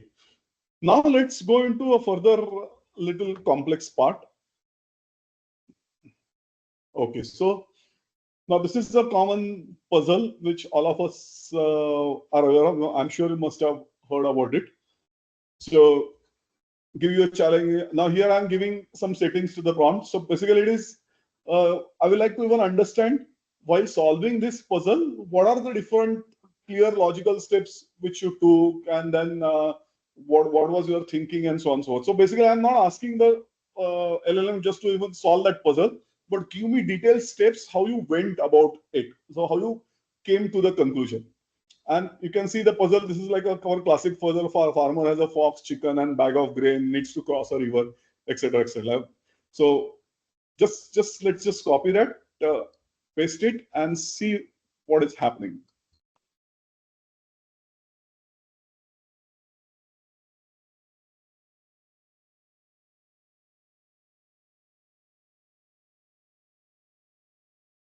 This is, I think, a famous puzzle, not a hard one, Yeah. but I think a fairly hard puzzle, basically, to actually even code. We have to code for it, I think. I mean, there are algorithms, but it takes its own time. Yeah. Now here you can see what are the different steps it has used. So all the thinking which has gone behind it, that it has listed. Now this is beyond just prediction of token. So something much more than that. Of course, core part prediction of token is there, but you can just see. I think now we are looking at the way they are trained on logic as well. That's an addition that has happened in the recent time, right? So maths and logical reasoning, that is what is a new way of teaching them. Yeah.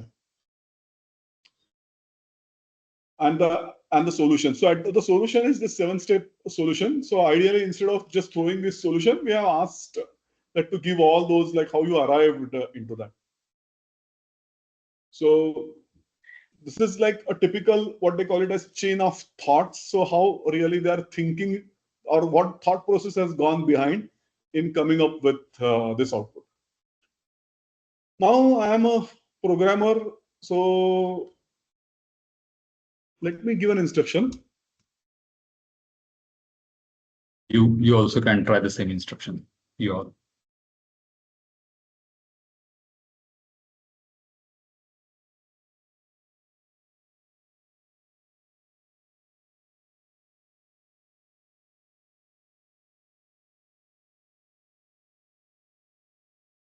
This is what scares me a lot. Yeah.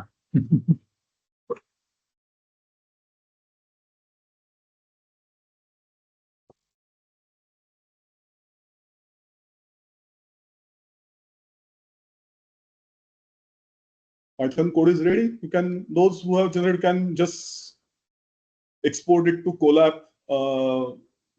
Which was somewhere, what was that? I think, I think we can do, I think no? export to Colab also should work. You have that button on the right. I think this should work. I think it's a Google integration, so this should work. I haven't tried, but this should work. And it's also test for everybody to see whether they are able to go to Colab and execute. Yeah, this is what we are going to do anyways. Yeah. So you will have to connect and all. You will have to connect the machine. Yeah. It is connecting. It is connecting. So basically, if you click on, I think you might have show again for those who are like, just go behind and.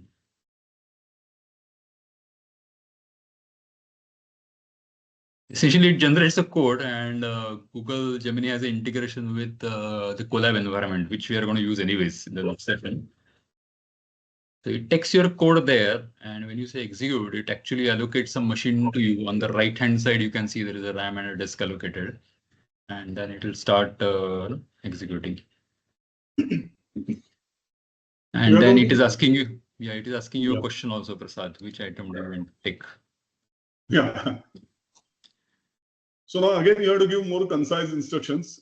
But the key part I just wanted to demonstrate here is that how they have become smarter. You want to convert your solution to code and which you can use it. So something which is interesting at the same time scary if you are a programmer or an engineer. Yeah. You can stop that, but Yeah, let's stop it. Okay, let me go back. you can actually get the logic right first in English, English language manner, right? And then once you are fine, you can actually ask it to generate the code. So that way, that's pretty powerful and scary. So talking about code, let's go to code part. Okay, so I think what Samir had said, we're giving the same thing, like very simple requirement. Let's fire. Now this is just for the demo purpose. We will also see one more comprehensive example. So create a Python script to parse CSV file, etc., extract first column.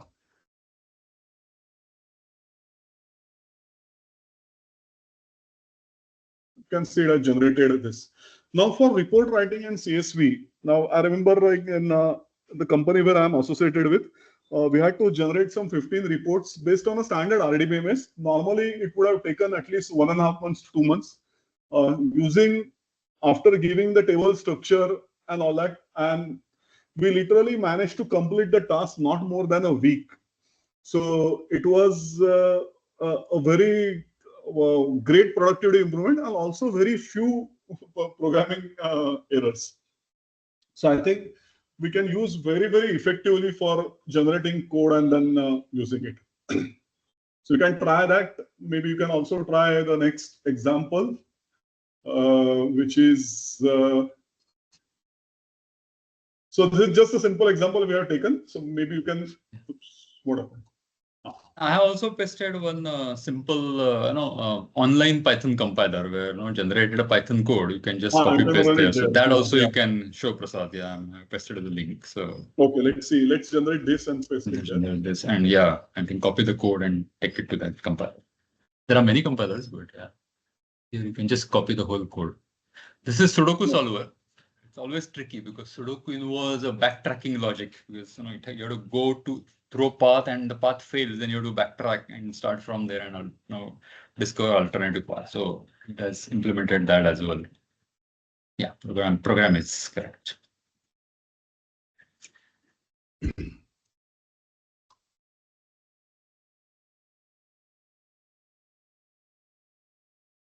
So it shows the input Sudoku puzzle and the output Sudoku puzzle, which is solved one. It's pretty fast.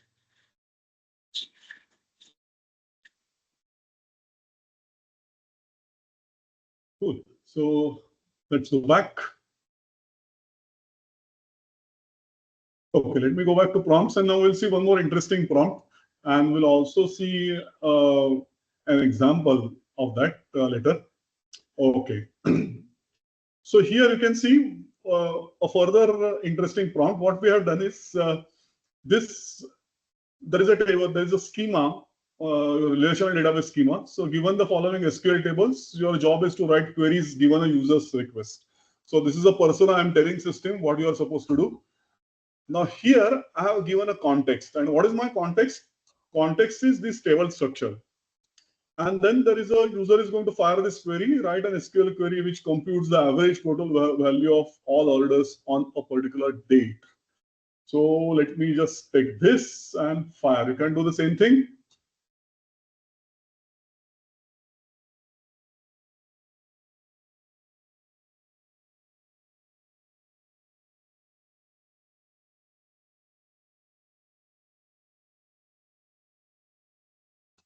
There we go. Now you can play with it. You can give different instructions, and then it will generate SQL queries. So this is how your prompts can be extremely powerful. And then writing prompts is not easy. In fact, you have to give a lot of thought into writing effective prompts. So with this, let me just go back to our slide and just wanted to show you the last slide as far as the prompts are concerned. Okay. So now all these prompts, now there is a term which is called as prompt engineering. So it's not like writing simple thing. There is a engineering process which is behind it so that you can write an effective prompts. So what are the classic steps which you have to keep in mind? First, you have to identify user needs. This is most important. What really user wants after firing that prompt? The output should be really useful to the end user. So you have to understand the user need. Then you have to craft initial prompt, write first prompt, run it, see what the AI response is, what it has generated. In first cycle, or maybe even second, third iteration, you are never going to get the desired output. So you have to keep on refining prompts again and again until it reaches to your desired output. So you are basically this step number 2, 3, 4. You have to keep on repeating until it reaches reaches your the prompt, and then at the end of it, you have to also optimize what really the output which you are generating. So basically, what you have to do is in simple terms. Now, this is just a highlighted high-level engineering process. But what I mean to say here is that prompt writing is not a single shot process. It's an iterative process. You first understand user requirement very clearly, write first, evaluate the output. Definitely, it is not going to be of you may not like it. Enhance it and keep on enhancing it again and again until it reaches to a state where you are satisfied with the output, and the output is fairly repetitive in nature. So that is something which is essential. So writing prompt is not easy. It requires good amount of investment in terms of time and also in terms of human intelligence. So even if you are using artificial intelligence, writing effective prompt needs good amount of human intelligence. It is like, in fact, the prompts have now almost become like a programming language. So you have to write them in a very concise manner to ensure that your LLMs are not making any wrongful assumptions. Because the moment it makes a wrongful assumption, it is going to generate the response which you may not be very happy about it. So that's about really prompt. And then which I wanted to just simply say is that the prompt is almost like becoming prompt.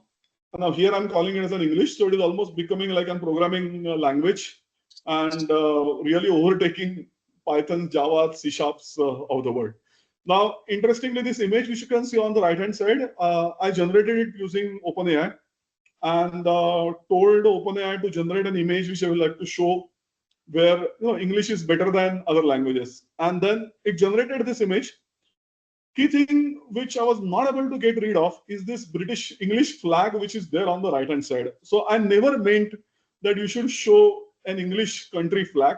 I tried many times and it was not. Plus it also made some small mistake. I don't know whether you have noticed it. The programming, there is a spelling mistake in that. I intentionally kept it also to show it to you. So what it generates probably, and then these two things I tried a lot of times. Afterwards, my free credit got exhausted, so I was not able to fix it. So yes, you can do generation, but then there are limitations which are there, which we have to keep in mind. So with this, we are finishing the model 2. How we are doing on time? It's 11:41. Okay, so good. Yeah, I think we are good. Yeah, I think we are good. should probably take a small break. Yeah, I think let's take, it's almost 1 hour 40 minutes. So let's take 5 minutes break. So 11:45, Samir, we can rejoin. Yeah, or maybe 11:50 we can. 11:50, maybe 10 minutes. 11:50 we can. So we can take a quick break. Maybe those who have questions, you can put it on the prompt. We will answer that. Yeah. Oh, yeah. Okay. Okay. So we'll be back in 10 minutes. Yeah.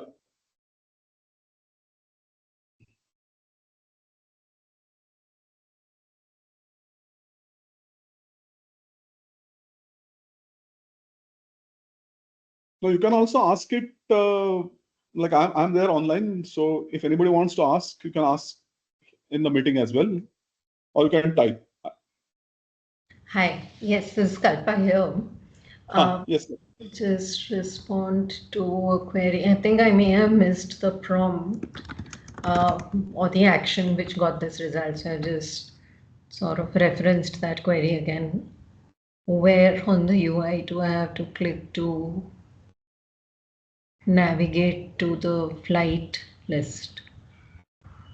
I didn't manage to get that on my prompts. I'm just wondering how that happened. Okay, you mean that Google Flights ka UI? Yes. Okay. Just do one thing. Just click the new chat. Now so let's clear up all the context. You have pasted that exactly. No? There is no change. Yeah. Maybe you could show me on your prompt and I'll Okay, see. so here I have opened it a new part. Now let me paste that. I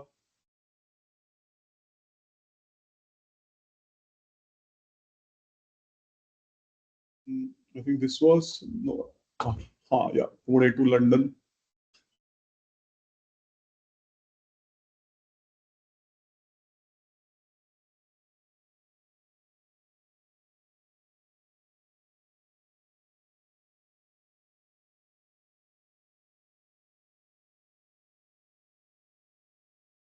And also one thing which we have to keep that in mind is that as it's a predictive and probability, sometimes it may surprise you. Now here, see here it has not generated. Okay, do you have the previous prompt where it actually generated the URL? Is it still in your list? Sorry, the previous response, whether URL was generated. Okay, just 1 minute. No, that's fine. We'll try again.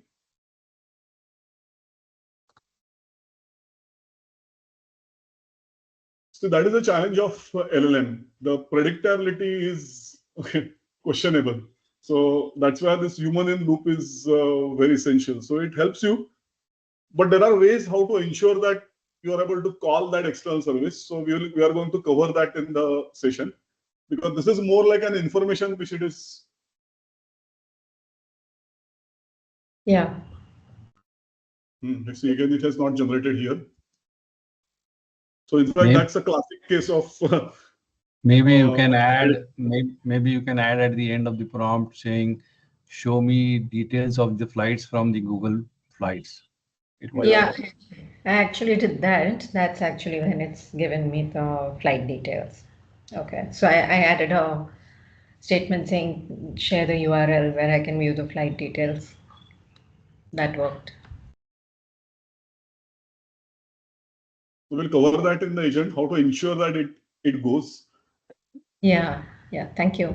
Yeah. But so, that's a good point. Yes, sorry, Prashant. Yeah. There were a couple of instances on, I think, either Perplexity or Gemini. When I gave certain prompts, it gave me the information. And I asked, can you give me the URLs from where you have, gathered this information or whatever. So it responded saying that, no, I don't gather information from URLs. I don't remember that. This is generated through my thinking. That's what it told me. I think it was Perplexity. Perplexity. So we can't rely on citations, basically. Sometimes it gives, many times it gives, but see here you can see it has highlighted the where source. It is referred. Yeah. From where it picked up.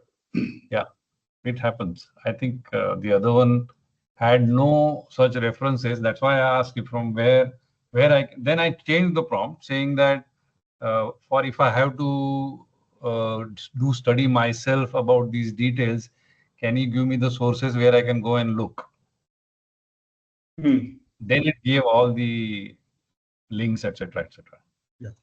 So that's where prompt refining comes into picture. So you have to keep on refining until you get the most repeated result. Yeah. So it's not like output of SQL where you are guaranteedly always you are going to get the same output for same input if the table has not changed. Yeah. So that's yeah. So this is most important part.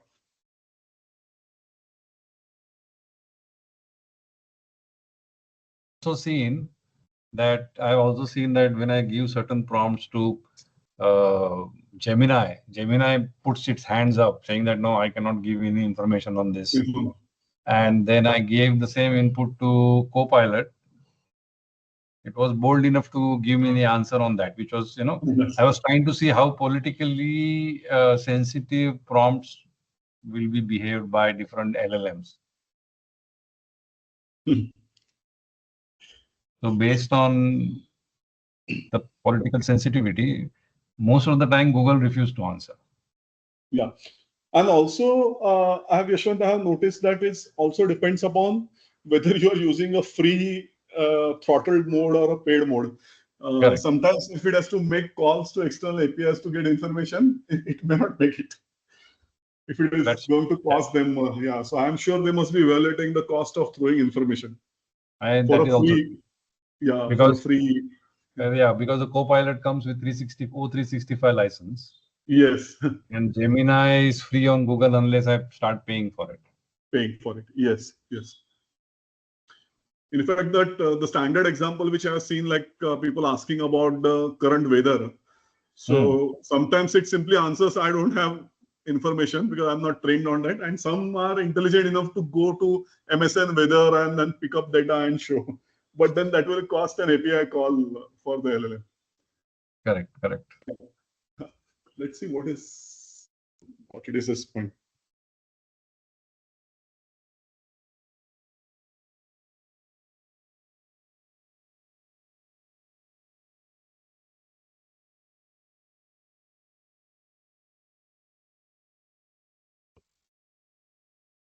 See, here it has fetched from Google Weather.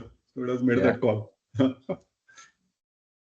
So on Gemini, you see that one thing at the bottom, right? Deep search. So once I was looking for some deep technical information on some networks, and I asked it to do deep search. I was waiting for 45 minutes, nothing came out. And then I aborted. Okay, so 11:50. So let's start. Samir,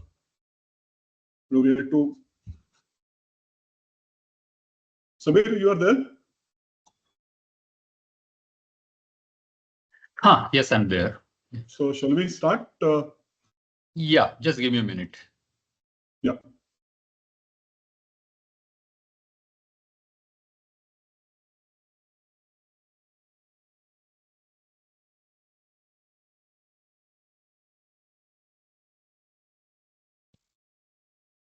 So Prasad, there is that link which you shared with all the participants, right? Do you have that handy?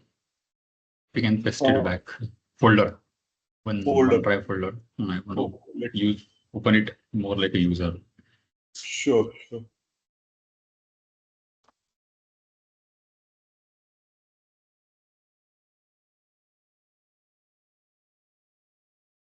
You want notebook link, huh? Yeah, participants, yeah, share.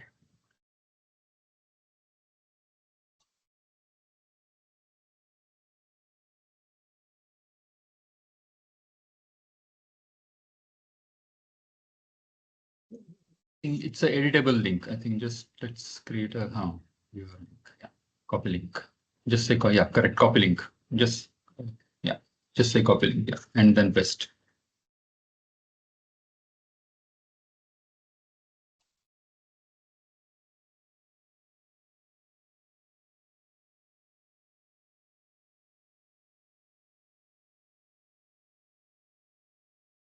Okay, so let's start. So let me share then, Prasad. Okay, you can go through the slide and then I'll just quickly set a context and then you can. Okay. Okay, so now we finished 2 sessions today. First, it was a very basic foundation session, what really GenAI is all about. And then we understood how to talk with that. Now we'll go to the next step where we are going to learn, like I may not always get a studio or ChatGPT to interact with the LLM. So what kind of code I need to write or how I can develop applications to use this LLM capabilities.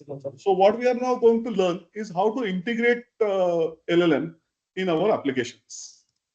So here again, the whole thing is going to be hands-on or running of the demos and no great slides. So I'm simply going to set this slide in the background is what the high-level steps which one has to do for integrating with any of the LLMs, whether it's an OpenAI or Gemini or whatever you are going to use. You will need an access to the API which is provided those LLMs. So you need first API access, then you need to obtain an API key or tokens for that. So in the meeting link, we had provided the link to get an API key. So maybe what we'll do is before starting the demo, we'll also quickly show you how to get an API key, because we are going to need that API key, or rather everybody is going to need that API key so that you can run the demos yourself. Next one is actually integrating the API, where you need to integrate into your application, whether it's a Python or a React or whatever, a Go code or C# code. Set up your backend. So it's like typically developing your application, server-side application. Maybe it could be your REST APIs and so on and so forth. Handle different errors. Now this error handling mechanism is very important because sometimes it may not generate the output. So or it may simply throw you a throttling error. So you have to ensure that some good error handling is there in place. And then optimize your API access. Now this is very important. Each API, when you are going to fire, is going to cost you, and that cost is fairly high. So whenever you are going to use OpenAI or Gemini, for every API, like depending upon how much amount of the size of the prompt, the size of the response, what type of LLM you are going to use, I think based on that, it will change. Like for example, there may be a light version of an LLM where the output the quality may not be good, but it is going to be cheaper. There may be a pro version where the quality is going to be better of the output, but you need to pay more. So you have to be very clear what really you want to integrate. And then the best way is to optimize your queries. So if you want a very simple answers, then there is no point in paying for a pro kind of an API license. Maybe you can go with a simpler one. So that way you can optimize like what kind of API to call and so on and so forth. And at the end of the day, integrate with the UI. So that's a very high level process. So without really going into too many details, we'll straight away jump into code. So Samir, can you go into your the Python part and share the screen? Maybe you can show the getting keys also. Yeah, I'll show that. Maybe you can simply talk about this slide, and then I will turn it off. Like some of what libraries we are going to just on the high side. Okay. Just yeah. Sure. So yeah, I think so far, like Prasad said, we were looking at only generally, firing prompts in, whatever is openly available. But once you start building applications, right, you have to go to the level of SDK and then figure out which SDK you can use, etc. Now, because I think because Google and Gemini is kind of free with a certain quota per minute per day, we will use Gemini. We'll be using Python. Now, what we'll do is we have a couple of exercises. So we will be using, on one side, we'll be using Google, but you can, if you have access to OpenAI, you can also use OpenAI, but I don't have exercises for that. So we'll primarily stick to Google and Google Generative AI, SDK. That is what we're going to use. The good thing is, see, normally this requires you to do a setup, install Python, do the installation of the libraries and all that. So we decided we'll eliminate that because it takes a lot of time and causes a lot of confusion. Instead, we are going to use the Google Colab environment, which allows you to kind of build what is known as notebooks.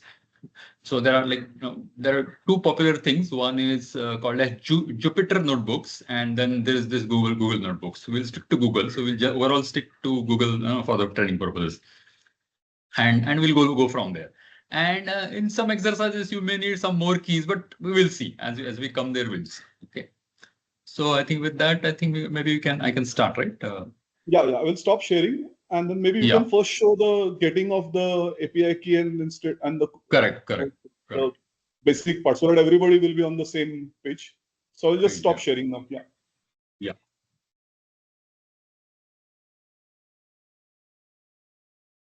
So let me share my screen.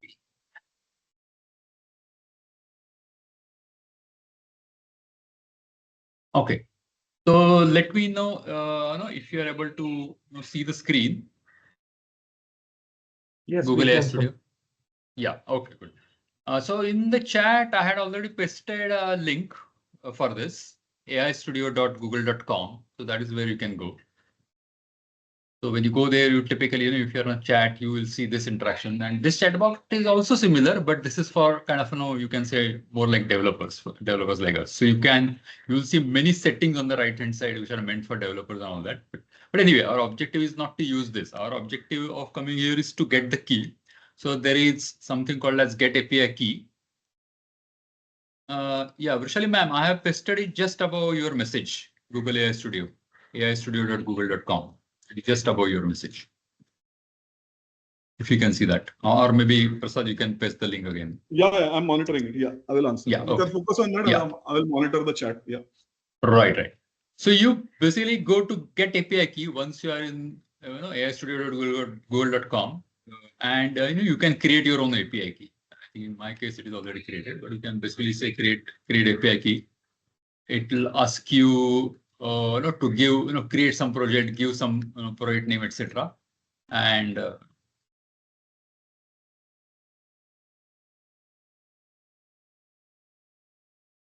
so just check if at the bottom, is it giving you any default key, which is more like a free key under a free plan?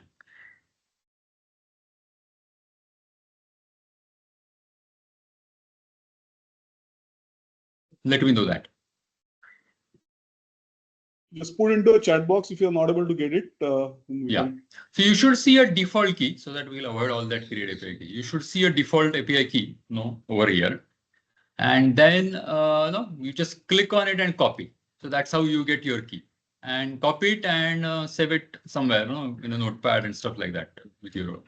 Yeah, you should see a free key, correct. So just use the free key. That's what we want. Copy it, keep it in the notepad. Okay, so that's all right now we need. Okay, so save it. Now we will go back to the folder you had. Okay, and this is the folder Prasad had shared. He has also shared again. Just check in the chat and you will see that. Okay. So in the participants, you will see a subfolder called notebooks. Go over there. So this is our third module. So what we'll be doing, and this is basically right now a ready-made piece of code which is there, okay, which we are going to execute and understand essentially, okay. So we are going to be doing kind of these three exercises. First one will be with the text prompt, second one will be with the multimodal, and third will be with the PDF processing. So what we are trying to do is, okay, we know how to use prompts, but if I want to write a code and integrate, basically integrate the LLM in my application, how do I do it? What kind of a code do I need to write? And that is what we're going to look at. Okay. So you go here and click on M3 first one, text prompts. So, okay. So when you click on this, it should open basically a drive.google.com. So a drive link, and you should see a couple of programs here. What we'll do is we'll do only 2 programs out of this. Okay. So just let me know, this drive is opening for you, right? Nobody's facing any problem.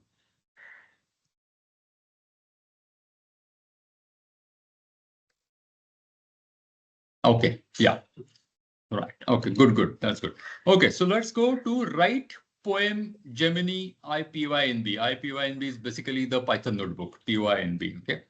So write poem Gemini. So just double click on this. This should now from Drive, you will get launched into what is called as Colab environment, Google Colab environment. Okay. The good thing about Colab environment, it's a development environment. Okay. So what it allows you to do is write a Python code. It can help you set secret keys. You can upload files and you can refer to the file. So we'll be doing all of that. Okay. And most importantly, on the right hand side, if you see, it's already connecting. It basically allows you to borrow a machine. Okay. So for me, it is already connected. In your case, it has not connected. You have to press connect and it will connect and you should see a machine getting allocated to you, something like this. 12 GB RAM, 107 GB disk, and about 99 hours per day or something like that, 100 hours per day. So let's make sure you are here. We are not executing anything else. You are in Colab. you have a machine allocated to you, right? So I want to make sure everybody is kind of in this state. So we are basically on the Google Cloud and we have asked for a machine and we have got a machine. Okay? And we have got a CPU. Okay. Now just for your interest, while others are kind of connecting, I'll show you something interesting. Change runtime type. Okay. So we have right now, by default, we always borrow a CPU machine and the default runtime is Python, but you can write non-Python code also. I mean, there's not too much support R and Julia, primarily Python. So this is what we are doing. But you can borrow a GPU also if needed. Okay, so our last exercise in the next Saturday will include a GPU. But right now we don't need a GPU. Okay, so just let's stick to this. Okay, so Ajay, yeah. What was the instruction? Click. Yeah, correct. That's correct. Write poem Gemini, double click, basically. Yeah. Okay. No, it's opening. Yeah, it's just opening a like a text file for me. Text file. Okay. So there is another instruction, Prasad. Maybe you can help him with that. On Colab, basically, you have to open Colab independently. So you have to go to Colab, research Google using, and you make sure you are logged in and all that, right? Your login is important, right? And you are logged in. Yeah, I'm right. Yeah, Yeah, so you go independently to colab.research.com and just create a new notebook. So that will set the context for Colab if you have not done that before. Okay. Yeah. Okay. And then you come back here and then reopen. That should open it like this. Okay. Or you can right click and open with the option. Yeah. No, I think it's opening in Colab, but it is opening in a plain text model. Plain text mode, if it does that, that's because Colab has never been used. So you have to just use it only once and set it up, and then it should use. But yeah, you try all of that. Right click and all that. But most importantly, go to Colab independently, using your browser. That should do the job. Okay, so I'll start proceeding. So what are we doing right now? Okay. So what we want to do is we saw here, right? If I go to Colab Studio, we saw that. Okay, we saw that there are many models here. Okay, so this is and these models are kind of available free to you. If you see at the bottom, there is a free usage available, 15 requests per minute, 15 requests per day. So we want to use these models which are hosted by Google Cloud. We want to make call to them just the way we were using, right? But using our programs. That's what we're going to do. Okay. So here I'm importing the SDK provided by Google, which is called as google.generative.ai, that SDK. So we import that. We also need the key. Okay, so how you should provide the key is, this is the line, key is equal to, here you just do a double quote, right, and put your own key. Okay, in my case, I'll be basically pulling it from secrets, but no need. You just put your own key here. Okay. So that is important. Yeah. So instead of user data dot get. Correct. You just copy paste your own key, because you're not sharing the screen, so you can just copy paste the screen. I'm sharing the screen, so I'll use it from secret. So that number, that key, numerical key, yeah. Numerical key. Do I have to put it under apostrophe or simply just put it? Just double quotes, under double quotes, basically. Under double quotes. Your key, under double quotes, like this. Okay, all right. Yeah. I'm just using APIs to pull it from secrets. That's all. But I think this is a little bit cumbersome process of secrets. So I just don't want to go through it. But yeah. So typically, how you do it is you have in your application you have a vault or your environment variables, and you pull your keys from there, so that the keys are never exposed in your code and things like that, right? And that's why this is a best practice. But right now, for this training purposes, you can just put the key. Maybe later on, just remove it. Okay. So that's the first thing, that we have got hold of the key through by specifying it there. Then the next step is we are going to use the API. So we initialize this API with the API key. Okay, because if the key is not valid, the API which allows us to communicate to Google AI, right? Google Gemini, they will fail.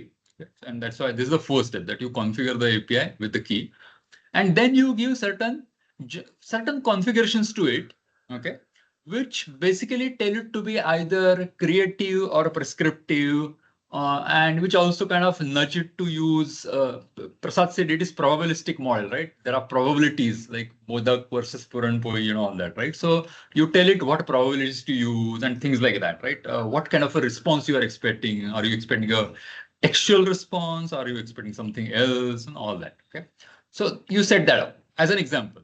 How do you tell it to be creative versus not creative? Using temperature. Temperature is one of the techniques, okay? So if you set the temperature to 1, that means you're telling it to be creative. If you set it to 0 or 0.1, it is you're telling it to be not too creative. Okay? So in this case, we want it to be creative. Why? Because we are asking it to write a poem, which is basically, falls in the domain of creativity. Like that. Other parameters I'll explain a little later. So this is our first step, so that we set up our client API. This is the client API that Google has provided, so that we can make calls. Okay? Step 1. Okay. Let's execute that step. So this will ensure that you're okay. So you should get a green tick. So on this CPU, it has executed this piece of code. So good thing about Notebook is you execute the code piece by piece. Okay, one step at a time.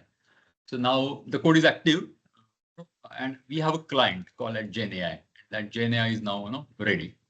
Now using that GenAI client, now we're going to say, I want a model from you. I want to use a specific model from you. Okay, so we saw in Google AI Studio, we saw there are many models here, right? 2.5 version models, 2.0 version models, and all that. Okay, so we are going to pick up one of the models. Okay, so let's use 2.0 flash. 2.0 flash. Let me slide.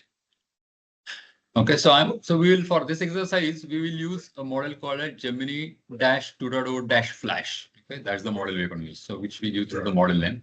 So each of these API would require its own study. Okay, I'm just avoiding that, and I'm just saying, okay, what we are doing is we are creating a model. We are choosing a model that we want to use. We are passing it a configuration which we defined above. That configuration tells it to be creative by setting certain parameters. Okay. And Prasad in his prompt engineering also showed system prompts, right? System prompts or system instruction versus user prompts, right? Right now we'll give you just a system instruction, okay? And the system instruction tells it that you are basically a friendly chatbot who always responds to, basically to any question with the poems for any question that I asked you, okay? So even if you ask a normal question, it will generate a poem for you. That's the idea. Okay? So we have set up the model. So we have set up the parameters of the model. If you execute, now the API hands you over a model. Okay, I mean, not the model is somewhere on the cloud, but it hands you over a reference to that model. Okay, so all your calls will now go to Gemini 2.0 Flash model. Okay, all right.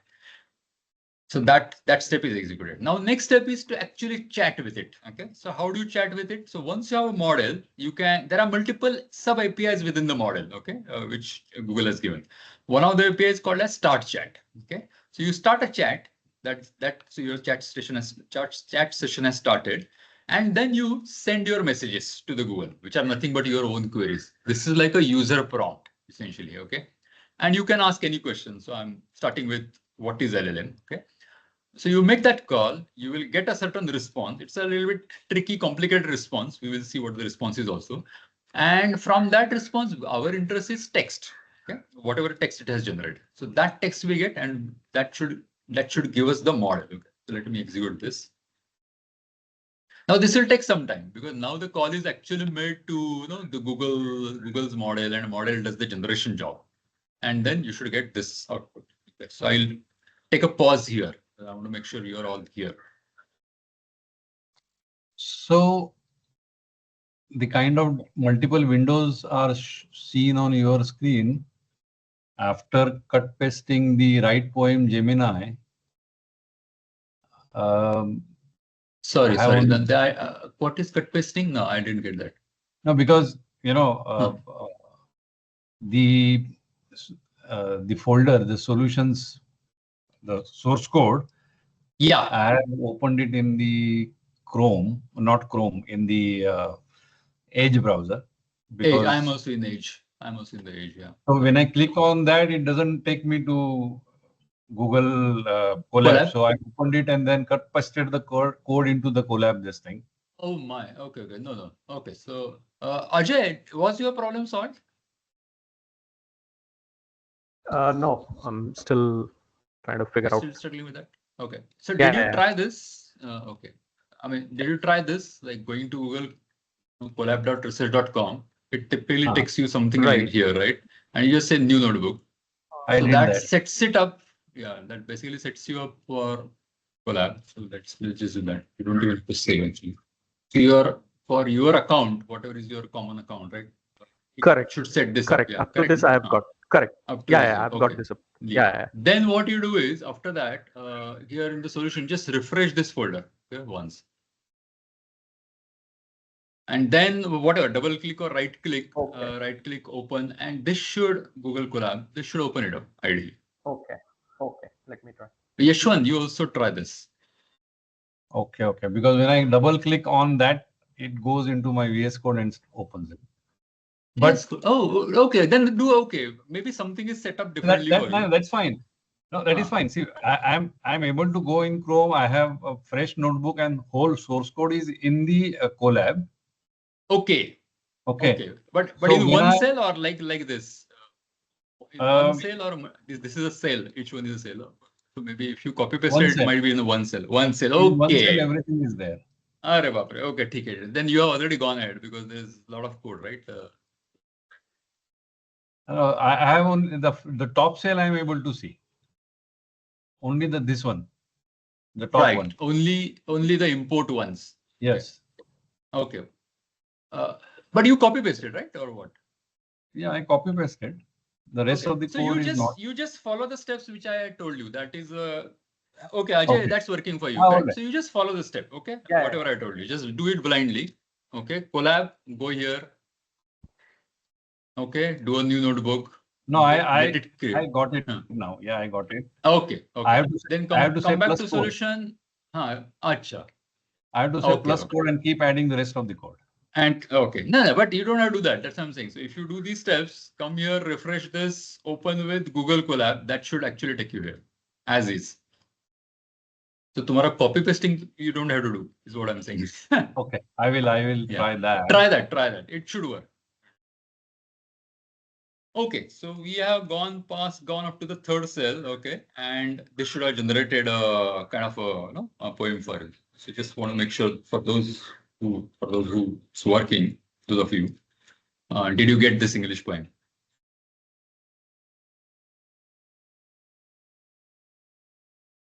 Yes. Okay. Okay, good. Ranjana, right? How about Kalpa or anybody else? On track. Okay, on track. Good, yeah. Okay. So basically, this text that we got, we are now storing in the English poem. So now I'm going to ask it a subsequent question, okay, in that chat. So I'm going to basically in the chat session. Now, how you do that is, now what I'm going to do is let's say I'm just starting another new chat. So this is a different way of doing a chat. Earlier chat was simple, right? I just started a chat without anything and I sent a message, correct? Now what I'm doing is I'm giving. Samir, sorry, this is Sunil. This model you changed it. Did you change it manually or it will come from some selection? The Gemini one. No, manual. This is manual. It's a text. Okay. And how do you know which is the model? So if you I know, I if you saw go, that. Yeah. Correct. But this is manual. There's no pickle or anything. Correct. You have to type it manually. And you choose it from here. Right? This tells you the name of the model below. 2.0 Flash, 2.0 Flash Preview, whatever. If you use 2.5, 2.5 probably is not for that. So this is your first generation, and whatever it has generated, we have stored in a variable. Now what we do is we do another chat, and in that chat, now if you see, I'm giving a more context. So earlier there was no context, but now I'm giving it a context called as history. Okay, this is of course part of the API. So I can actually give the history of the chat that has happened so far. And what is the history of the chat that happened so far? A user, role called user, asked a question, what is LLM? And role model answered with this variable. This variable is nothing but this English language poem, right? So this is the history we are giving. And we are now sending a message saying that translate the same in German language. So if there is no history, it wouldn't understand the same. But because now we are giving this history, it will now understand that there is English poem and now we are giving it a different task. we are giving it a task of translation. Okay. So we saw a task of generation. Now this is a task of translation. Samir? Yep. Just one thing, if you would like to add like this, the API which you mentioned, no? If you can just quickly recap about this, like why we need this, basically this history session, they are the need of the API. So that's a question which I saw. So maybe you can just a little bit elaborate on that, like why we are doing this.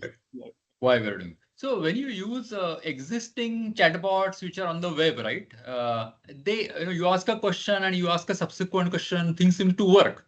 But how they work is because somebody this application has to maintain a history in its memory. It's like a state of conversation. Okay. So somebody has to maintain that state. So in our case also, we are exactly doing that. That earlier there was no state that we had because we were starting afresh. And now you want to tell the model that here is the state. So actually this is, if you have a UI typically maintains this history, right? What was the question asked? What was the response given? And you could ask 10 questions and you could have 10 responses going on in that chat, right? So that is your history object. And that you have to make the model aware. Why? Because the model by itself does not remember anything. It does not have a state. Model is stateless. It is the UI, user interface or an application which has the state, okay, which has this information. And that's why when we are making API calls, we have to make it aware. Model doesn't understand. It doesn't remember you. Okay. For it, every send message is an independent send message. It does not remember anything. Okay. It basically cleans up its own internal memories the moment it responds back. I think that's what I think you meant, Prasad, right? That is the context. Yes. That models are stateless. Applications have to be stateful, not the models. Okay. So far you should have got some answer, German answer, etc. That's what I'm assuming. Okay. Yes. Right. So we saw basic question. We saw concept of state being handled by us and not by the model, or making our state, which is the previous conversation in this case being made aware to the model. All that becomes the context. Okay. Another one. So all this was like you make a call and there are few seconds are required, 3 seconds, 4 seconds, whatever, right? And then 3 seconds, right? And then it comes back. Okay. But so that's called a synchronous. I think our technical guys will know, right? Basically, we are blocking. We make a call and we block, and model does its job and it responds back. Normally in a chat, you don't design chat like that, right? You will start information flowing in as model generates response. That is called as streaming. So if you actually want to use a streaming output, okay, there is another API. Okay, so I was earlier using API called as send message. Instead of that, now use something called as generate content, and to that you tell it stream equal to true. So when you say stream equal to true, now you are telling the model as you generate your partial responses, keep sending them to me because I have a UI and in my UI I want to show the response. Okay. Purposely to separate out the information which is coming in, I have put an underscore here. Basically, I have put a line here. So if you actually run this, now you will see that it starts streaming. So totally it may take 3 seconds, but you will start getting some responses in between, or totally I think it took 5 seconds. So it has sent you in, then it sends you this, then it sends you this and all that. And that is how the information comes back to you. So if you are developing a chatbot, in the chatbot, then you have to ensure that how do you handle these streaming responses, because a part of response will come to you and you will have to use all the known technologies, right? The secure socket communication layer and all that to kind of keep transmitting it back to your UI and all that. So I don't want to go into that, but that is the point. So that is how you can make it more user friendly, essentially. So that's the streaming response. Okay. Yeah. So in this, basically, just to add here is that typically, as Samir has mentioned, let's say if your output is pretty long, maybe 20, 30 lines. So you don't want the end user to wait until all 30 lines are generated. So as the lines start coming, you will like to display the way ChatGPT is doing that. So all the modern UI frameworks, let it be React or NEXT, all that, they have this facility to listen to streams and which they can display. So that's where this is very useful. As it comes, you keep on displaying that. So correct. Very useful when you are developing a user-friendly user interfaces. or typically what all users are familiar with it. Like they will expect this to. So here what we saw was how do you kind of not instantiate a model, but really get a handle to an existing model. How do you pass few configurations? And we saw temperature. So top P is a way of telling the model P is probability. Okay, so consider only the tokens which are the highest probability, 95% probability, right? In terms of its rating and ranking. So you can control the ranking that you are interested in and all that, and top K and all that basically. So, and you can control how much output token it should generate. Why? Because there is a charge to it, right? So you can control how much output it should generate. If you tell it 2000 token, it will generate a very long poem, things like that. So these are some of the things that we saw, that how do you chat with it? How do you make it aware of the context? And how do you do blocking versus streaming call, right? So you can tell it to do streaming if your UI is capable of handling the streaming. Okay. So that was our first exercise, okay? And this is plain text. You are asking an NLP, textual question, and you are getting a textual output. Okay? So I hope this one, I think, hopefully everybody was able to get that, right? Yes. Yeah. So now we will close this collab, okay? And we'll go to the next one. Now there are 2, 3, but what I'll do is for the sake of time, I think we'll go to something called as Grok music artist one shot. Okay. Now what I'll say is this is something you can actually watch. No, I'll just execute this. But if you're really interested, I'll tell you how to kind of go about it, because you will need another ID for this, another key for this. Okay. So here, so we used Google. Okay. So in this case, what we're going to use, so there are many providers, right? There is not just only Google, right? So there is something called as Grok, and do you know who Grok, Grok is owned by whom? One and the only one. One and the only one. Absolutely, you got it. Elon Musk. So Elon Musk is the owner of this. So here again, it's easy. Okay, let me just go back. That's right. Yeah. So if you go to grok.com and say start building, I have already logged in, but it'll ask you, please log in. And typically what I do is just use my, Gmail ID. So just like you must have used your Gmail ID for Google AI Studio. Similarly for Grok also, you can use your own Google login. And same process. You go there and there is something called API key. If there is no default, I think it allows you to create as many keys as you want. So you just create the key, copy the key. Okay, that's what you got to do. If you want to yourself execute it. If you want to just watch. Okay. Now, what is the difference here? The difference here is Google Colab environment is not aware of something called as Grok. Okay, it was aware of Google's own API, obviously, because that's their own API. So you have to do a few things here, which I'm already doing. That once you acquire a machine, and before you acquire a machine, a good practice is to relinquish earlier machine. Okay. So, how you do that is, you go here and you will see manage sessions and make sure you have no sessions, because sometimes it will just stop you if you keep creating sessions. Connect again. So you get the same machine back, little bit less number of hours.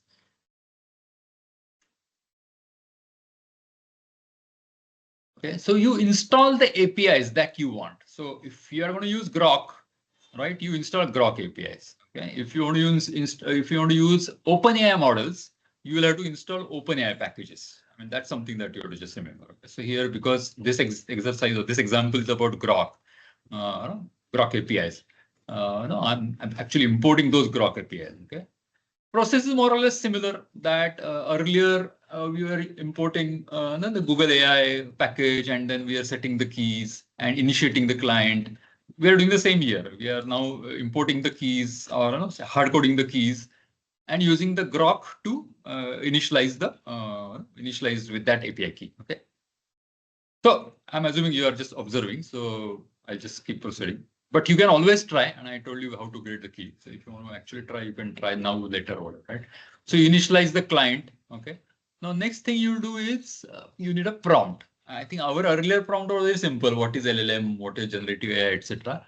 Now, this is an example which I want to show, and I think we were chatting, and somebody, I think somebody was asking me, right? In a prompt, what do you need, right? So you need instruction, you need a bit of a context, and you can also give examples, correct?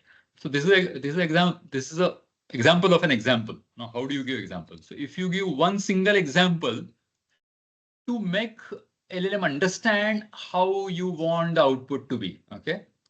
So here actually I'm giving a format. And I'm just giving one example. So it's called one-shot learning. It's not really learning, but it's like a one-shot learning. Because why? I'm just giving it one example and asking it to learn on that context at that point of time only. It will forget later on, okay? On that call it learns, but later on it forgets.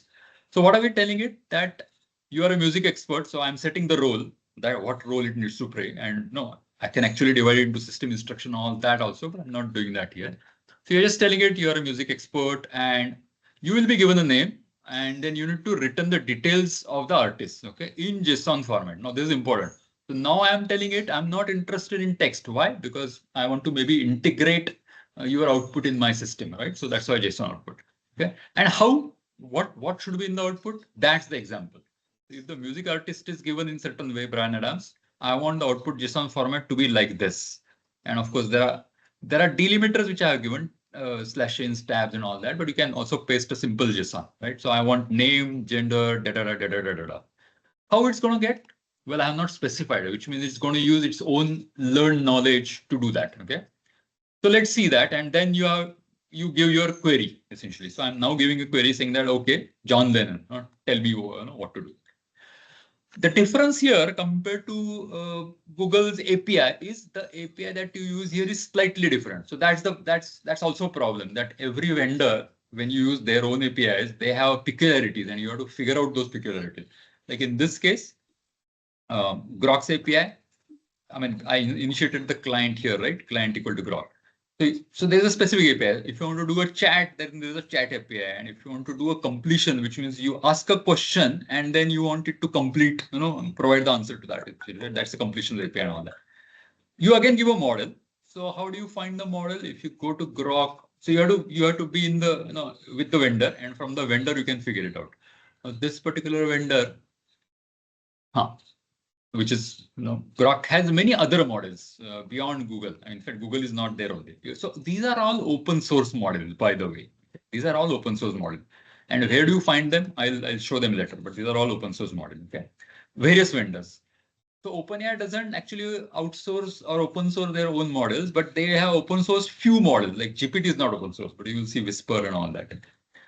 Our interest is the models by Meta, which is basically the Facebook company, right? Meta model, the Llama models. Okay, so these are the Llama models. So we'll be using one of the models, and you can obviously later on, you can flip the model and try.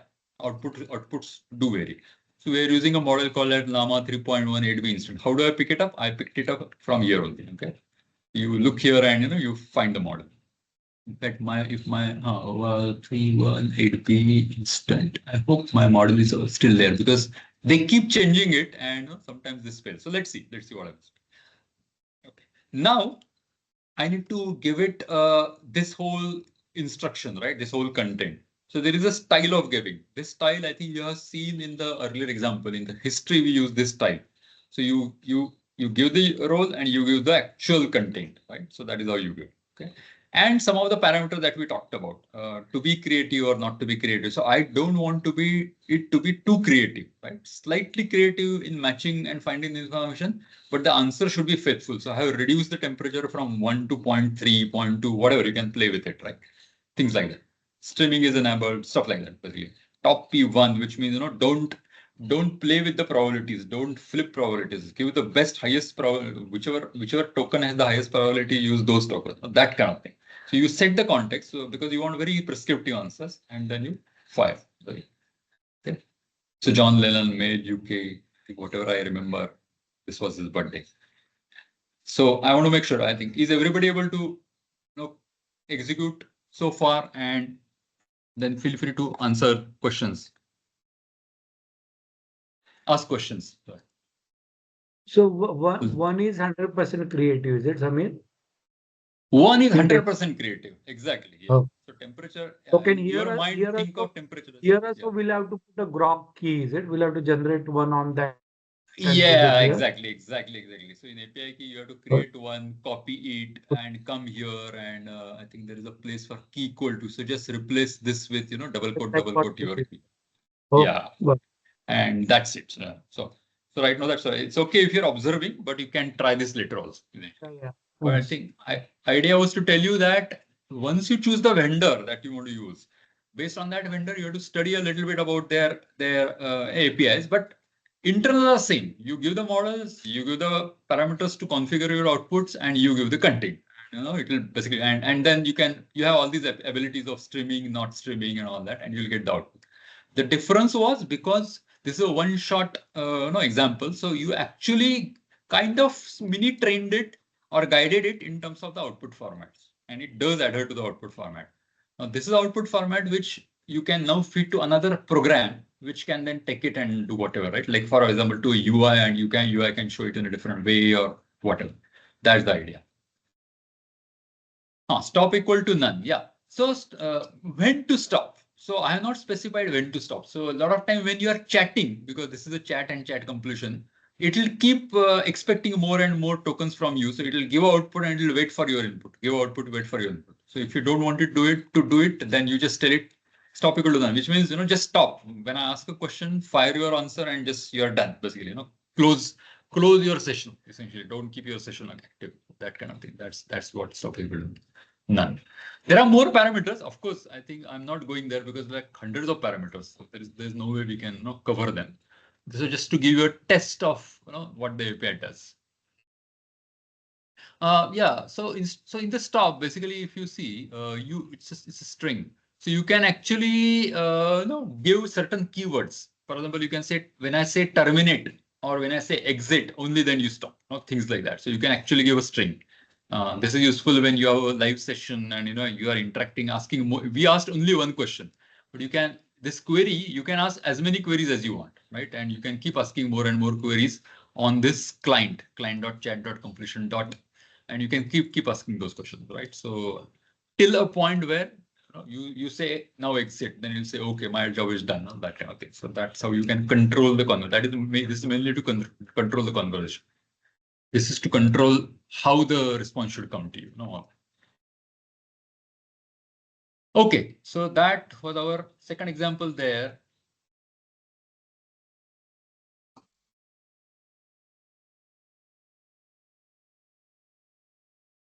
The third one I'll not take right now. Okay, so now what we'll do is we'll go back to the notebook.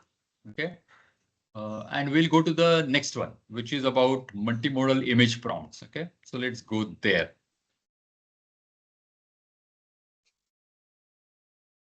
So again, it should open a drive for you. You got it right from the notebooks M3-2 multimodal image prompts. So far we are playing with text. Okay, now we're going to play with images. Okay, so I have already supplied 2 images which are meant for this per program. What you can do is these 2 images just basically download them. Right click download and right click download. Right, so just download them to your machine. So it will download to your certain standard downloads folder and all that. Do that and then open this with Google Colab.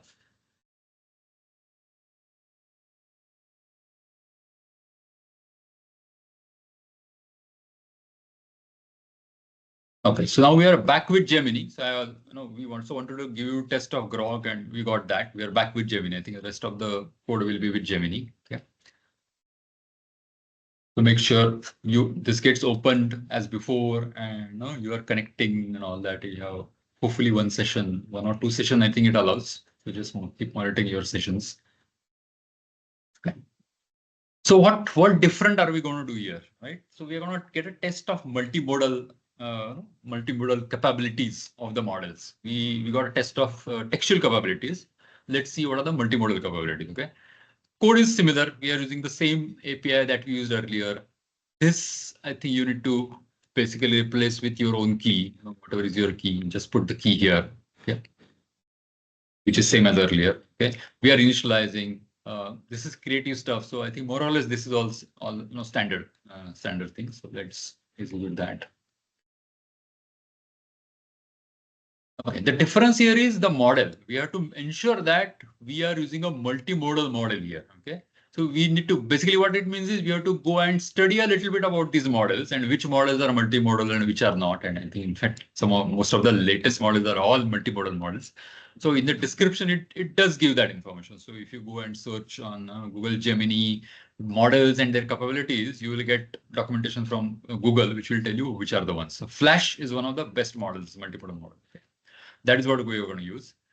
We are telling it that you are an expert in music and musical instruments. So the instruction has changed slightly.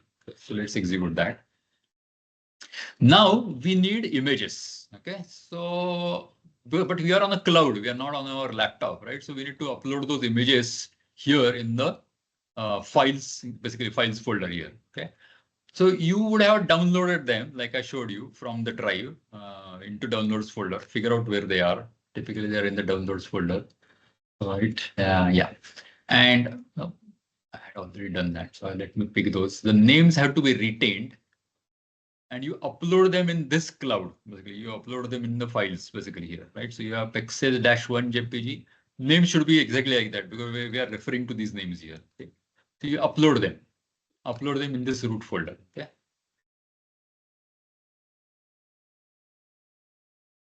So question is, what are those images about? Okay, so let's see. So first image is this, right? Guitar.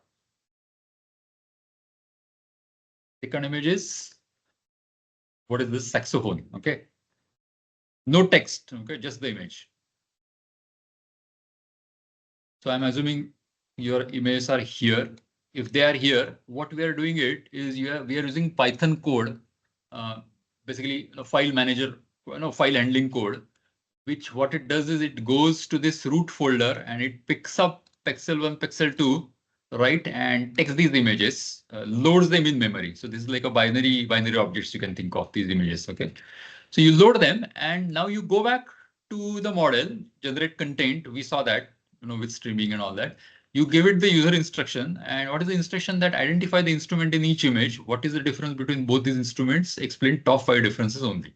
That is our instruction. Okay. And we pass these image objects also in this generate content API. Okay. And then we print the response, the textual part of the response. Okay. So let's execute this. This could take some time because image gets opened, it gets transmitted to Google Cloud, okay, on the wire. And then generation happens. This took about 10 seconds. Earlier, it used to take only 3 seconds, right? But this is multiple.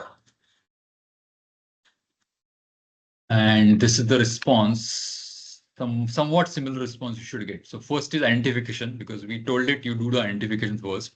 And then we told it to give us the top 5 differences between them. So it does that comparison. So as you saw, there is no textual information in the image, right? So it had to do internally image recognition, mapping, then find the information pertaining to that image, and then answer our questions, essentially, right? Whatever, generate the tokens, basically, as we call it, right? For us. Are you able to execute this, or is anybody stuck, or is there any confusion anywhere? Feel free to ask. It's not able to find the images. I uploaded them from download. You uploaded here, right? You didn't click on any of the subfolders, correct? By I mistake, just said you upload. I don't know where it did upload. But right. So, okay. So if you close, you come here, you should see ... and sample output and these 2 images. If you are seeing something else, then maybe you uploaded in one of the subfolders and then it won't find it. How do I go back from whatever number of folders I've been able to see? Okay, so suppose you are here. Then I'm able to see this. Yes, right. Yeah. Okay, so you must have double clicked by mistake there. I think. Okay. Ask me a little bit different question. I think it is.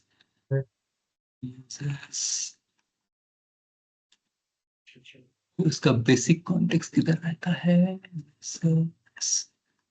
Sample data. Yeah. So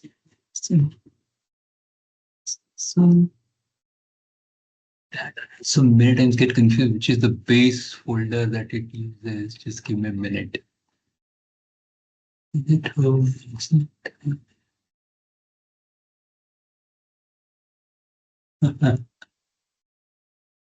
Content. So the folder is content.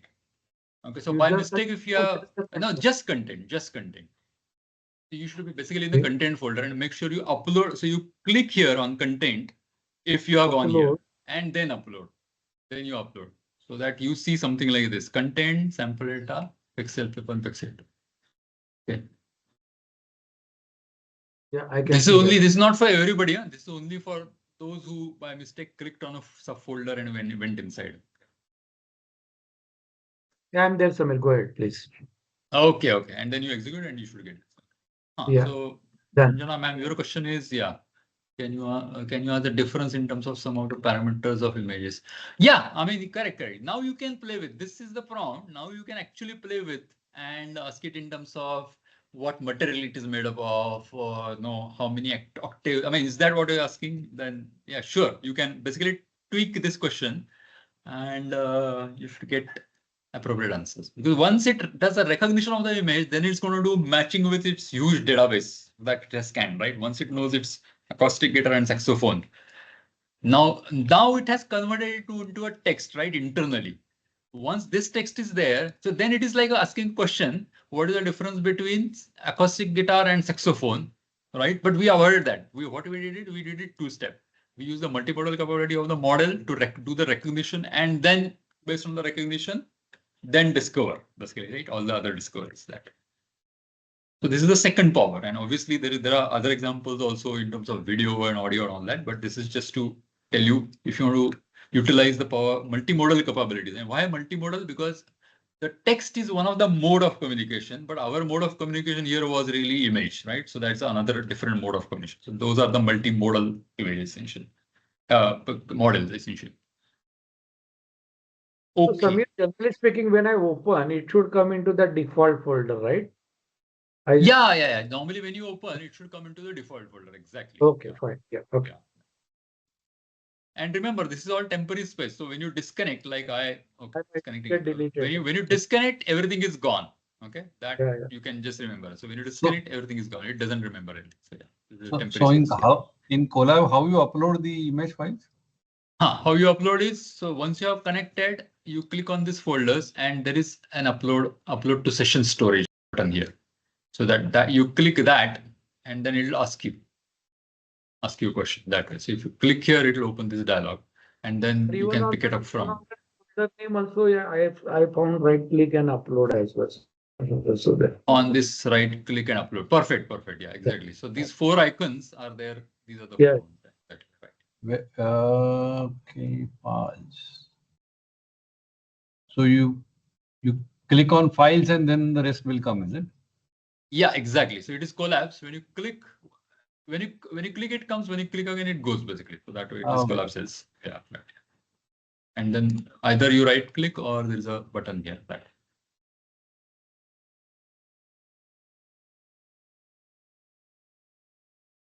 I'll just give it maybe a minute or so. Those who are trying. Once it is there, then this should just execute. The code is ready.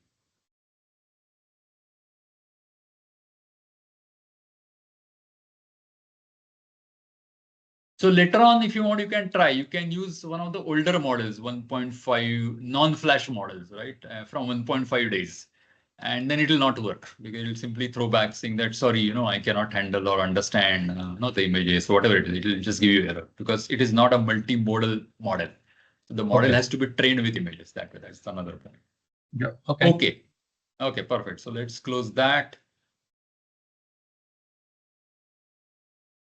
Back to notebooks. Third one. Okay. The third one, PDF one. Okay. Another interesting one. So once you open it, you should see PDF Gemini, IPYNB, and you should see Infi fact sheet document. So again, same one. We are going to do exactly similar, but now with a PDF.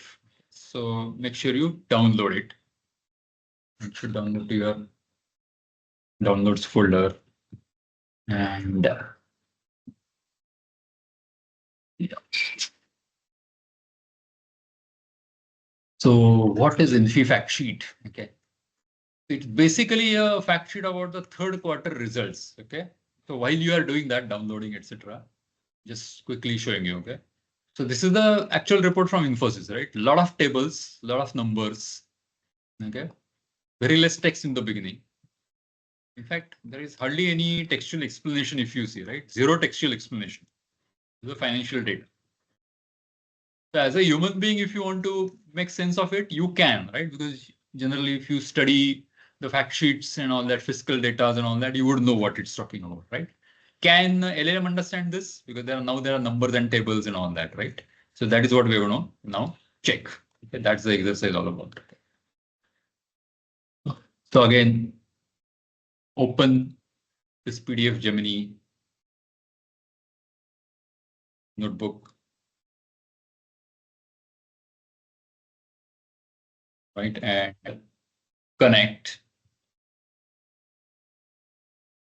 It connects. We have to do the same exercise here because our fact sheet is right now on our local disk, but it needs to be on this cloud. Okay, so exercise is same.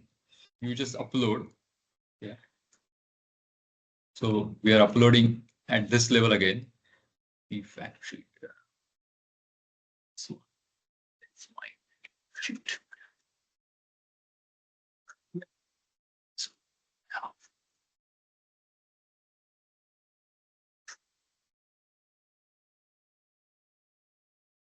So you should see something like this once you upload it.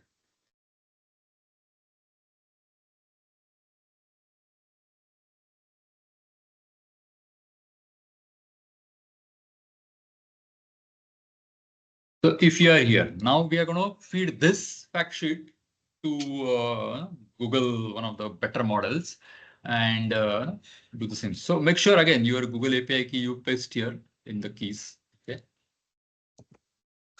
We are allowing it to be creative, but we can also restrict it. I think this I have kept as 1, but this can also be changed. Not a problem. Okay. So the rest of the code is quite similar, whatever we have been doing so far.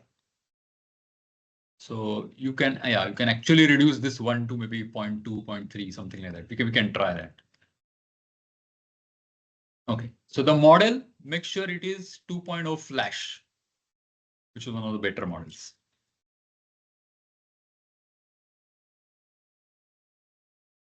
System instruction tells it, gives it a role, which says you are exporting processing PDF files. That's all we have said right now. Okay. Then we read the file, this PDF file, and we upload it to GenAI. Okay, so we are uploading this file, which is now at the root level, this level. Okay, we will upload it. Okay, so let's do both. Let me create the model and load the file. Okay, now we're going to ask a question. Okay, so its role is set PDF processing. So it must have done a PDF processing of that. Now we're going to say summarize the financial data in 6 to 7 sentences. So this now we are looking at a summarization exercise. We also looked at translation task earlier. This is a summarization task. So in the generate content, we pass 2 parameters. First parameter is the user instruction, and second parameter is the object, which is this PDF object. Okay, let's fire that. This will take some time.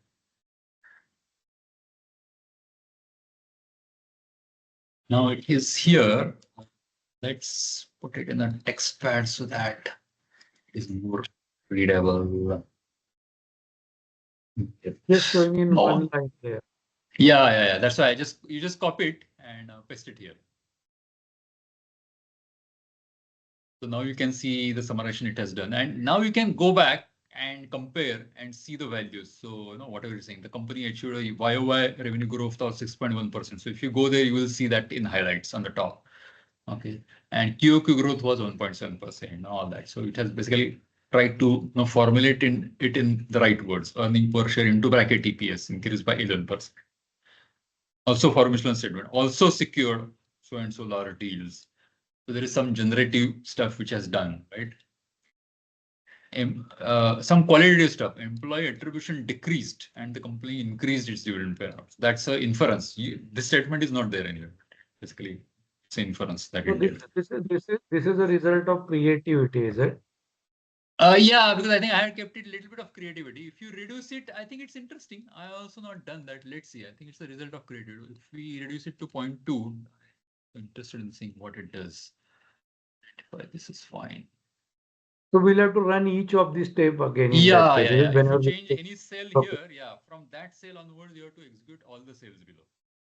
Okay.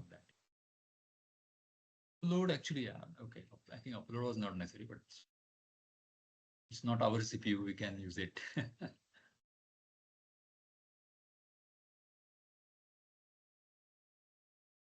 Let's see how much it changed.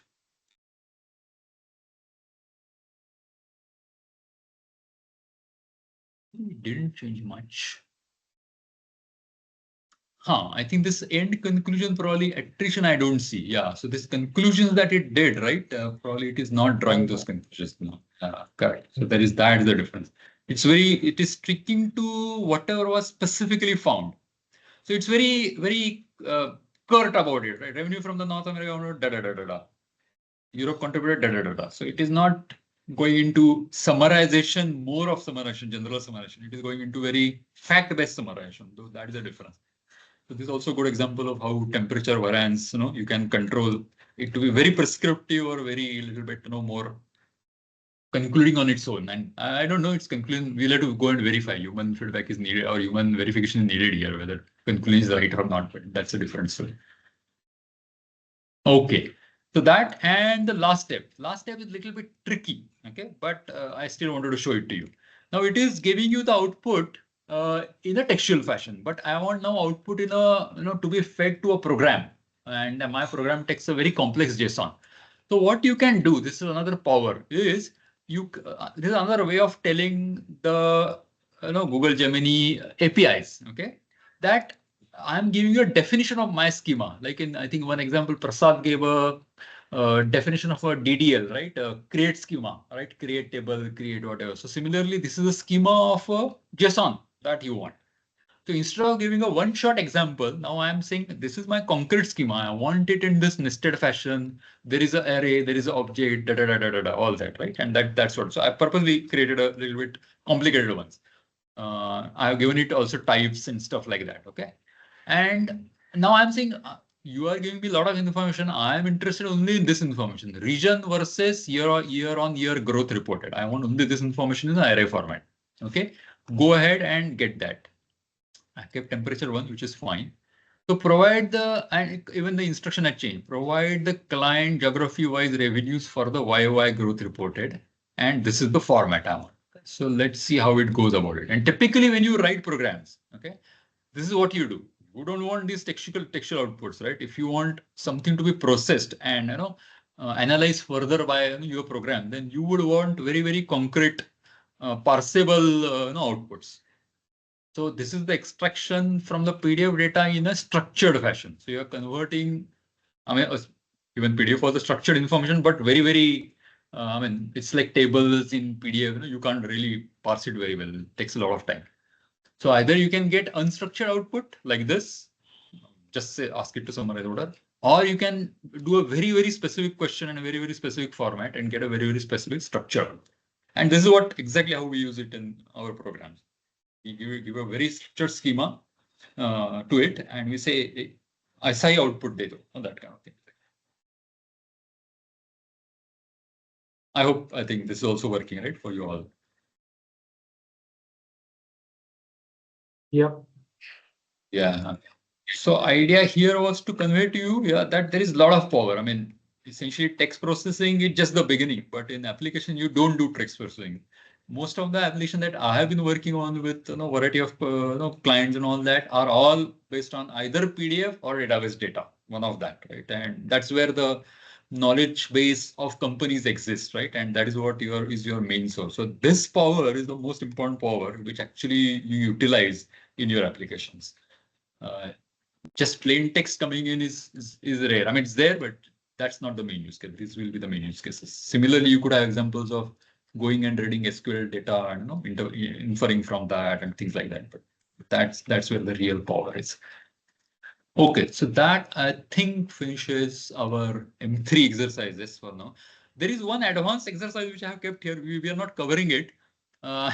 Maybe if time permits in the next Saturday, maybe we can touch upon it, like how to use open source models and how to use GPUs and all that. But I think it is a little bit overwhelming, so I think we'll not go there right now.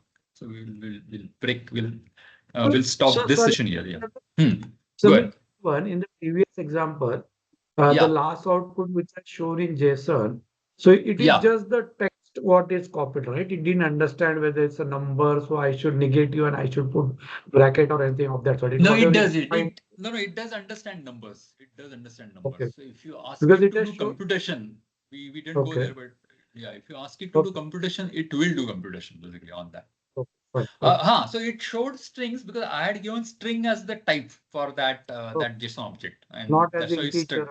Okay. but you can, and then you Okay, can fine, have but- more rules on that also. So you can specify more descriptive rules, saying that the range is so and so, or the constraint of the number is so and so. Typically in database how we do, right? You can actually in the schema specify more and more things. It understands it because it parses all that and it makes up what is supposed to be there that way. So yes, Right. it does understand. Yeah. You can then ask it to do average computation, statistical computation, whatnot, and then it will All treat it the like a number and you do all of mathematical that. Yeah, correct. Sorry about asking basic questions. I mean, but, No, perfect. No, I think this is the right question. This is the right question. Okay, so I think Prasad now. Yeah, I will just quickly show one or two running demos, and then we can go take a 5-minute break and go to RAG. Is that correct? Go to RAG? Yeah, correct. Okay. Okay. So let me share.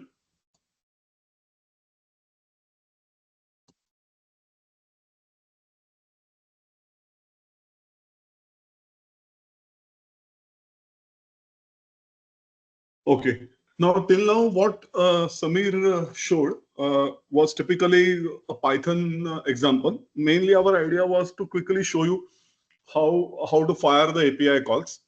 Now, what I'm going to show you is I have built a very small React-based application, and then that will just give you an idea typically how your UI will also get integrated, or how one can integrate UI with the actual generation part.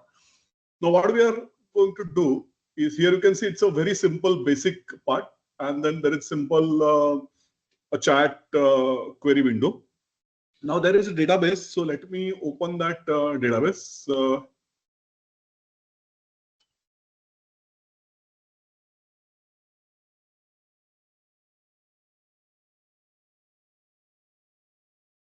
So this is Visual Code.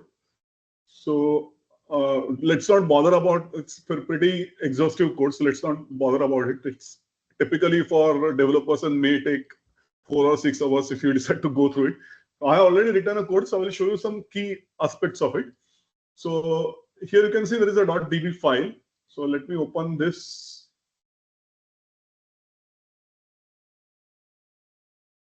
Now here you can see there are multiple tables in this part, like a typical SQLite file. So there are tables like albums, artists, customers, etc., invoice. So let me just click this invoice. You can see there are different invoice details. So this is like our typical RDBMS. Now what we are going to do is this RDBMS is there, and now I'm going to write a chat on the top of this RDBMS.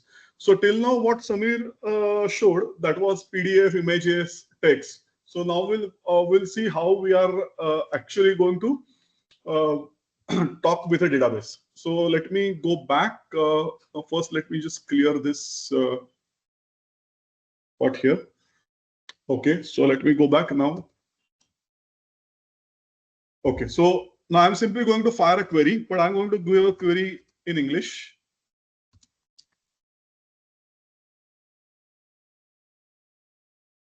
Here now you can see I just fired a simple prompt, show me all orders. And then what it really did is it understood what this English query is.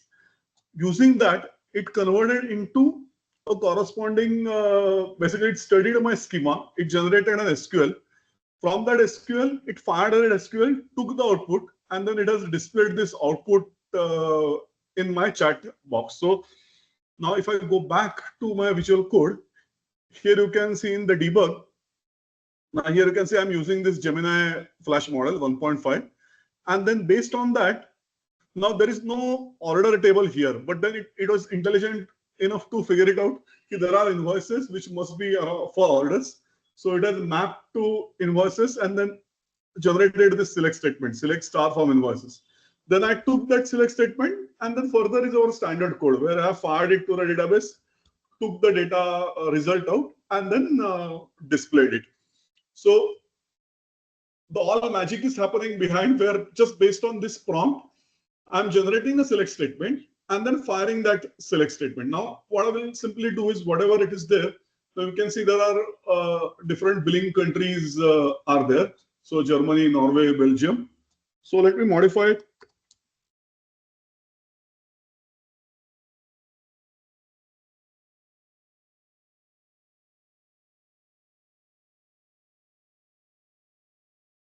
There we go. You can see here it has filtered it further. So now it is showing me orders only from Germany. Now the purpose of this quick demo to show it to you is that how you can develop the very intuitive interfaces where now this can be. Now I have developed a simple report here. You can have a chart, you can have a different tabular formats and so on and so forth, and the end user will get an opportunity to interact with your database without really knowing any structure or relational structure. So that's the beauty of this. I'm not going to go through the code because there is a good amount of code is there, but let me just simply show you. Okay, so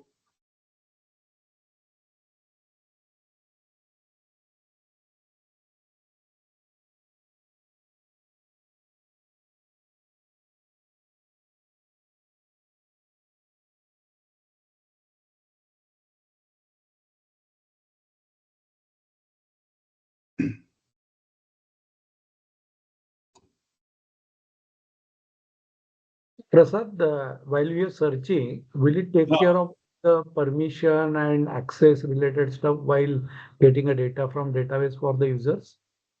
yeah, that all see it's an application. So whatever your applications or details which are there, authentication, authorization, all we'll have to take care as a part of application. So here I'm directly here. If you can see, I'm directly connecting to this particular database. So I'm not checking, but here you can give like only logged in user should be able to access. So all that code anyway you need to write. So that's our standard code. There is no difference in LLM. LLM is only where exactly we are using LLM is just to generate the SQL query from the English text. That's it. Rest all our old engineering code is exactly same. So you will need user permissions, you will need login, you will need access to database. All that thing is required. Only thing is that it is converting my English to select statement. That's it. Really, nothing more than that.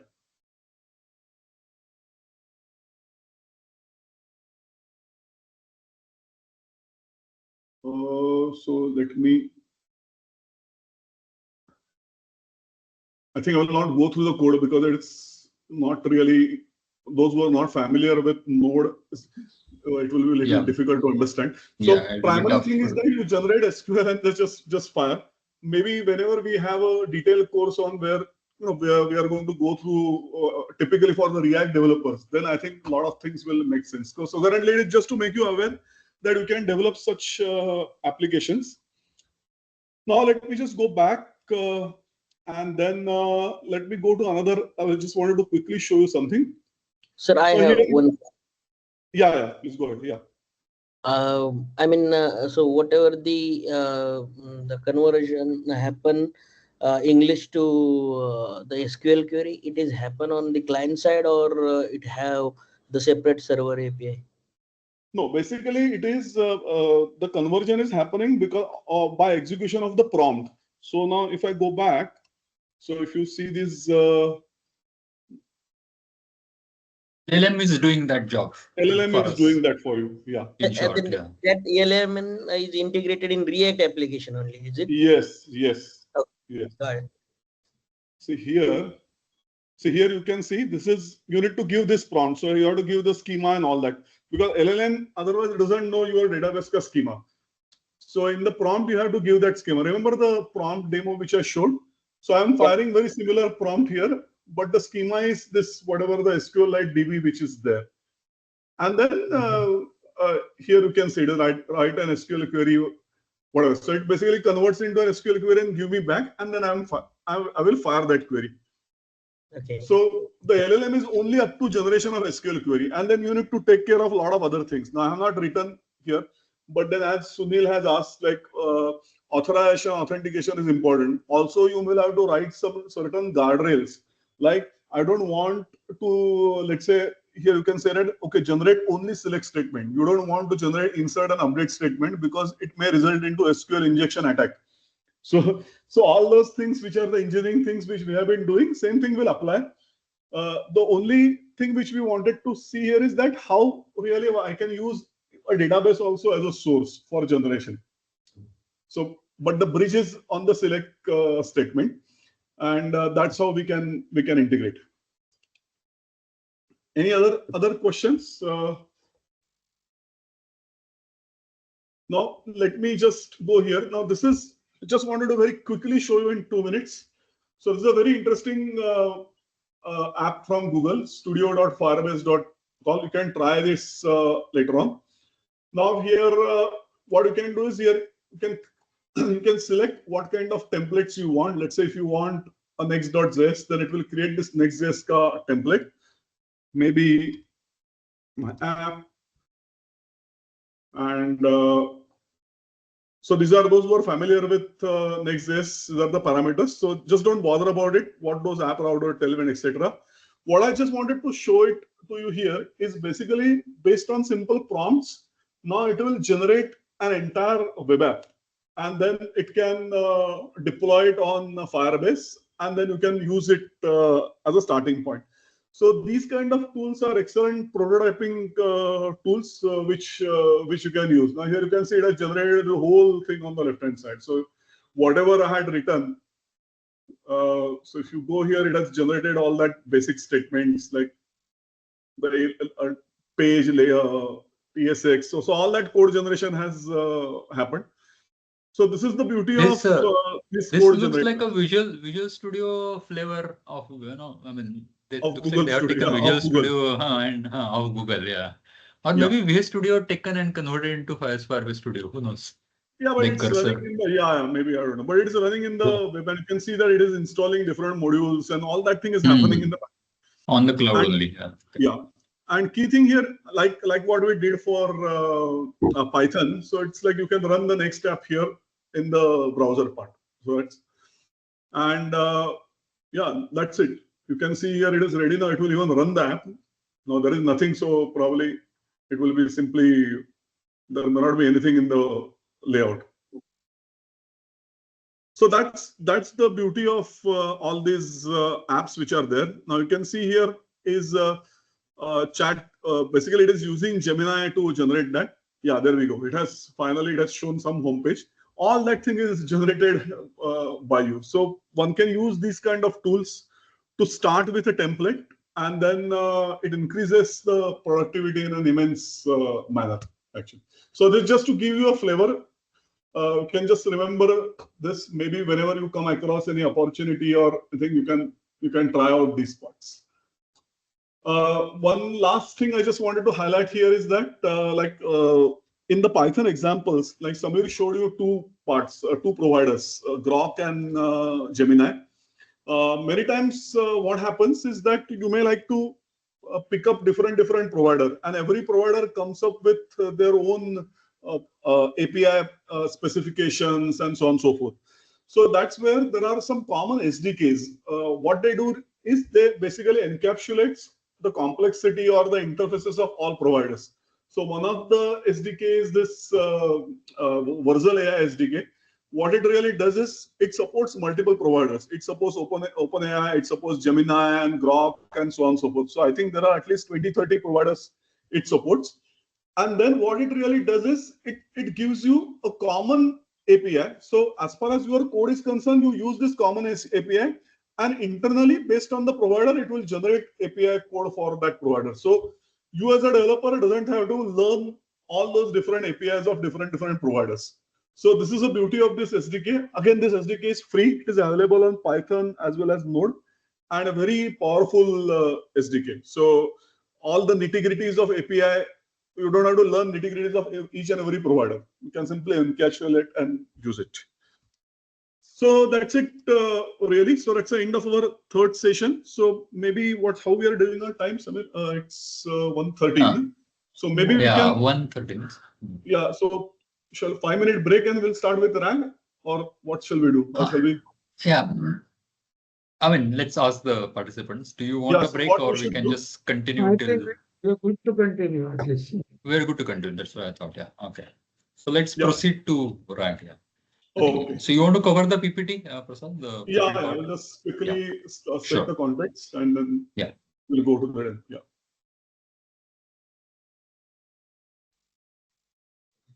Okay. So now we have covered two important parts, basic concepts, or three basic concepts, basic prompts, and how to write or how to integrate with the API.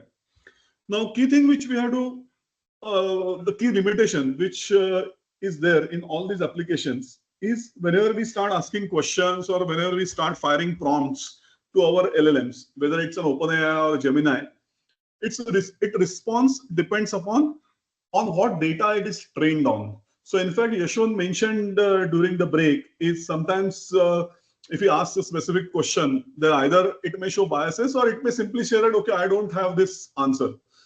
And maybe if you ask it Copilot may give you an answer back. Now, the key reason for that is both these engines may have been trained on different data. So if the LLM is not able to identify the correct context, then it will either not give you answer, which is a good thing. But the worst cases, it will generate you something which may not be correct at all. And that could be really bad as far as the application development is concerned. Plus, all those LLMs are trained on, or you can consider an LLM is like a huge database of information in a very simplistic format. And what that information is, this information is collected from scraping the internet, maybe Wikipedia, maybe some third-party data which is available to them. And then it is using it to generate the text. But what if you have a set of data or set of information which is your own information as an organization? For example, let's say I'm running a company and then I have my internal documents, and those documents are not really public documents which are available for OpenAI or LLMs. But then if I'm developing an application, I will like my users to use these documents to generate answers. So basically for LLM, those input documents which are not part of my core LLM should also be referred. So this is a very typical problem where I'm not really generating text based on the generic training data, but I want to generate text which is based on a specific data which belongs to me or my organization. So this is where this part RAG or retrieval augmented generation comes into play. So what we are really doing here is we are further customizing our output based on some reference data which is not part of the training data. So that's the context of this RAG part. So if you have your own use case, so typically how you of implementing, let's say, a chatbot which I just showed to you. So how you typically go about it? First, you choose a model. So you select an appropriate AI model, maybe text, multimodal, etc., whatever you want to provide. You build a prompt, and then you provide a context. So context is nothing but you provide the necessary context to enhance its understanding or generate based on that. And RAG really comes into this point number 3. So whatever the context which we are giving, so if you want a very specific context for our own purpose, which is not seen or trained by the LLMs, let's say OpenAI or GenAI, that's where RAG comes into picture. So what I'm really doing here is without modifying my LLM, I'm going to use some third-party data to generate output which is suitable for me. Now, this is very, very important application of LLM. Now, there is one more aspect also where I can also use my data to train LLMs, which is called as fine-tuning, which we will cover tomorrow at the end of the day. But then that's a fairly costly proposition, and it's not very easy to do that.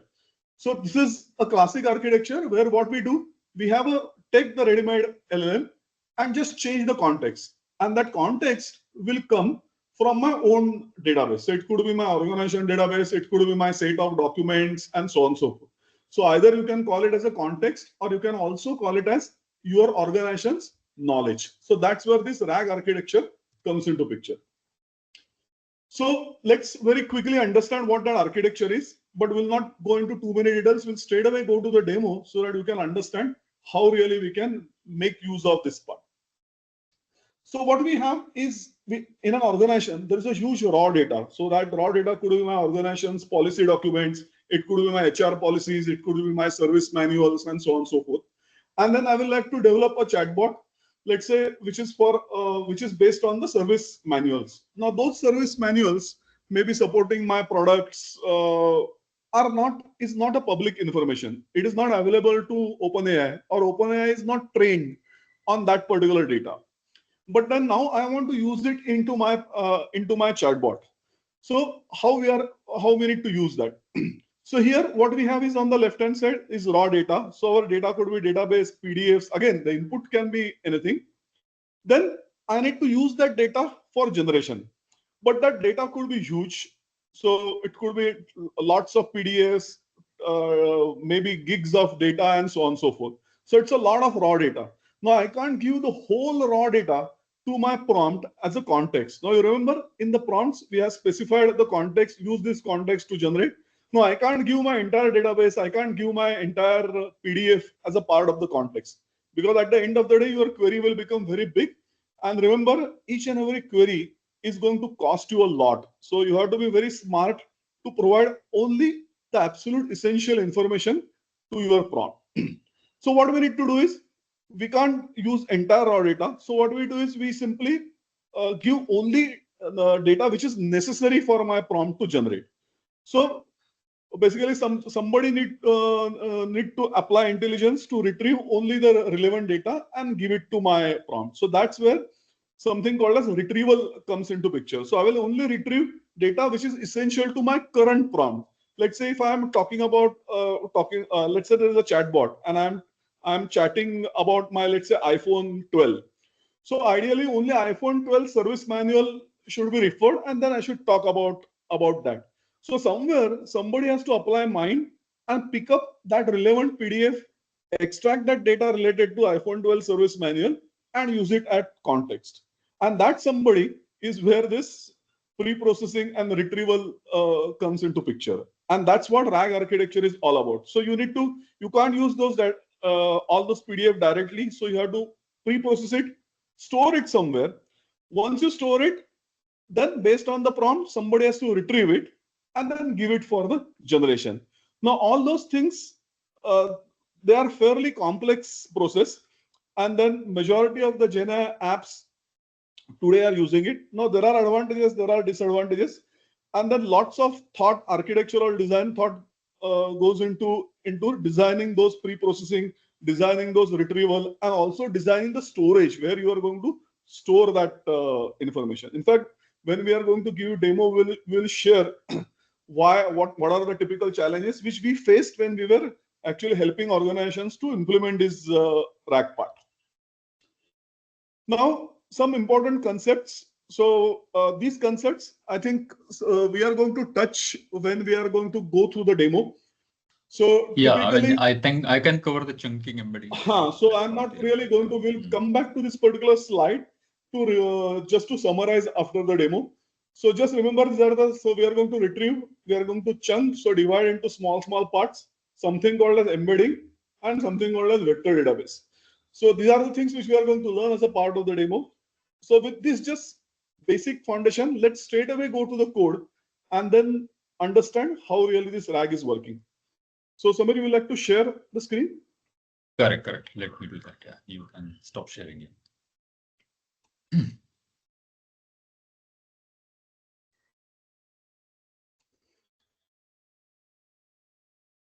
Okay, yeah. So we are basically back to notebooks, okay? And everybody should have this open, I'm assuming. So we are now in the 5th session, which is basic 4th session or whatever, which is about the RAG, okay? RAG with Pinecone ingestion URL. So open this. Now, what we're going to do is, this is pretty involved because like Prasad explained, there is a pre-processing, which I'm basically calling it as upload. And then there is a real RAG, which is retrieval augmented generation, right? And we're going to look at that. This needs some more stuff. So what I'm going to request right now to you is, right now you just observe, and at the end of it, I have a document here which will explain, what more keys you need to create and all that. So don't go into that right now. Okay, right now just watch. Okay, treat it more like a demo right now.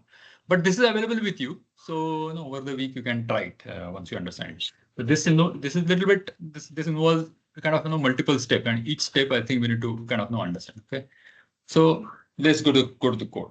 So question is, what is it that we want to do? Okay, so what we are saying is, I have my own knowledge base. I don't want LLM. I want LLM because it does fantastic job of articulation, inferencing, whatnot, right? Translation, whatnot. I want that, all those good things. But I want the knowledge base is with me. Okay, and what is the knowledge base? So here is one knowledge base. So let's download. And this is just an example. Right now it's PDF. It could have been database, but it would have made our life a little bit more difficult in terms of connecting to database and whatnot. So right now I'm sticking to only a PDF. So what is this PDF? So it's a big PDF, purposely a big PDF, 128 page PDF. Okay. So this is not a PDF which you can just submit to LLM and ask questions. It is too big for it to handle. Okay.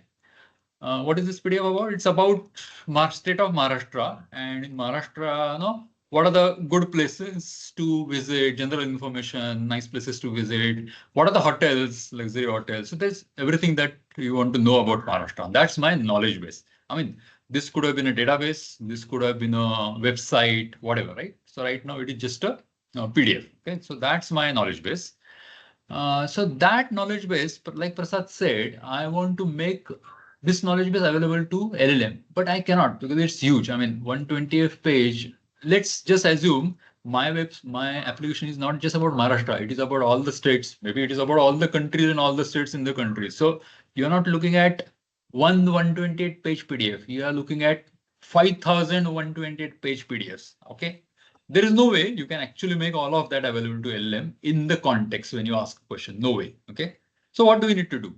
We need to find the right slices or right pages within the right PDF. Okay, so we need to land to the right PDF and find the right page. How do we do that?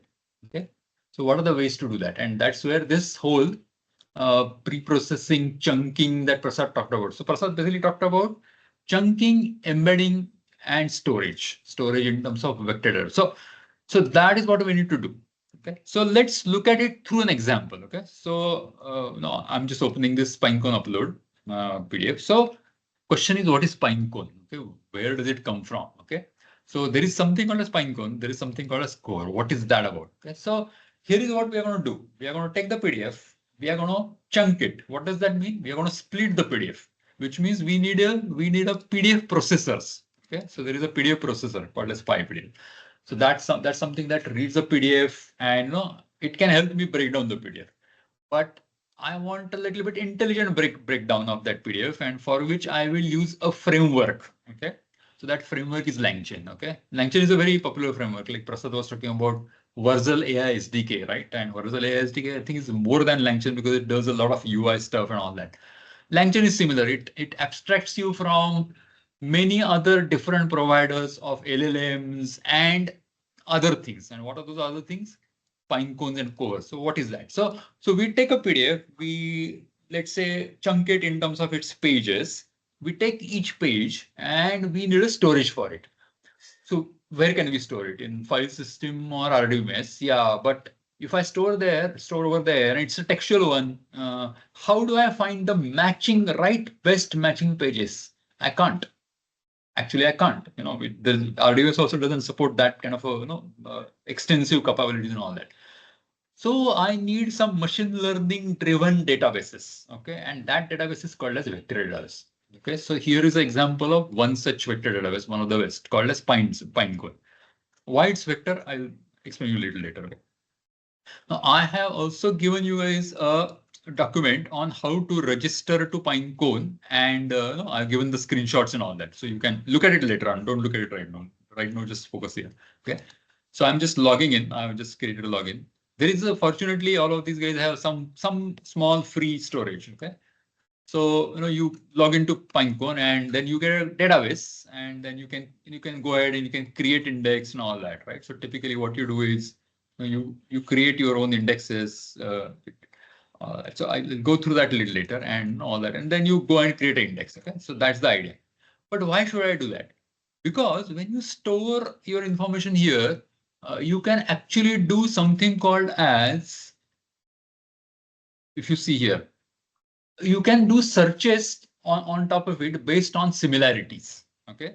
So there are similarities. So what does similarity mean? Similarities are algorithms in machine learning. Okay.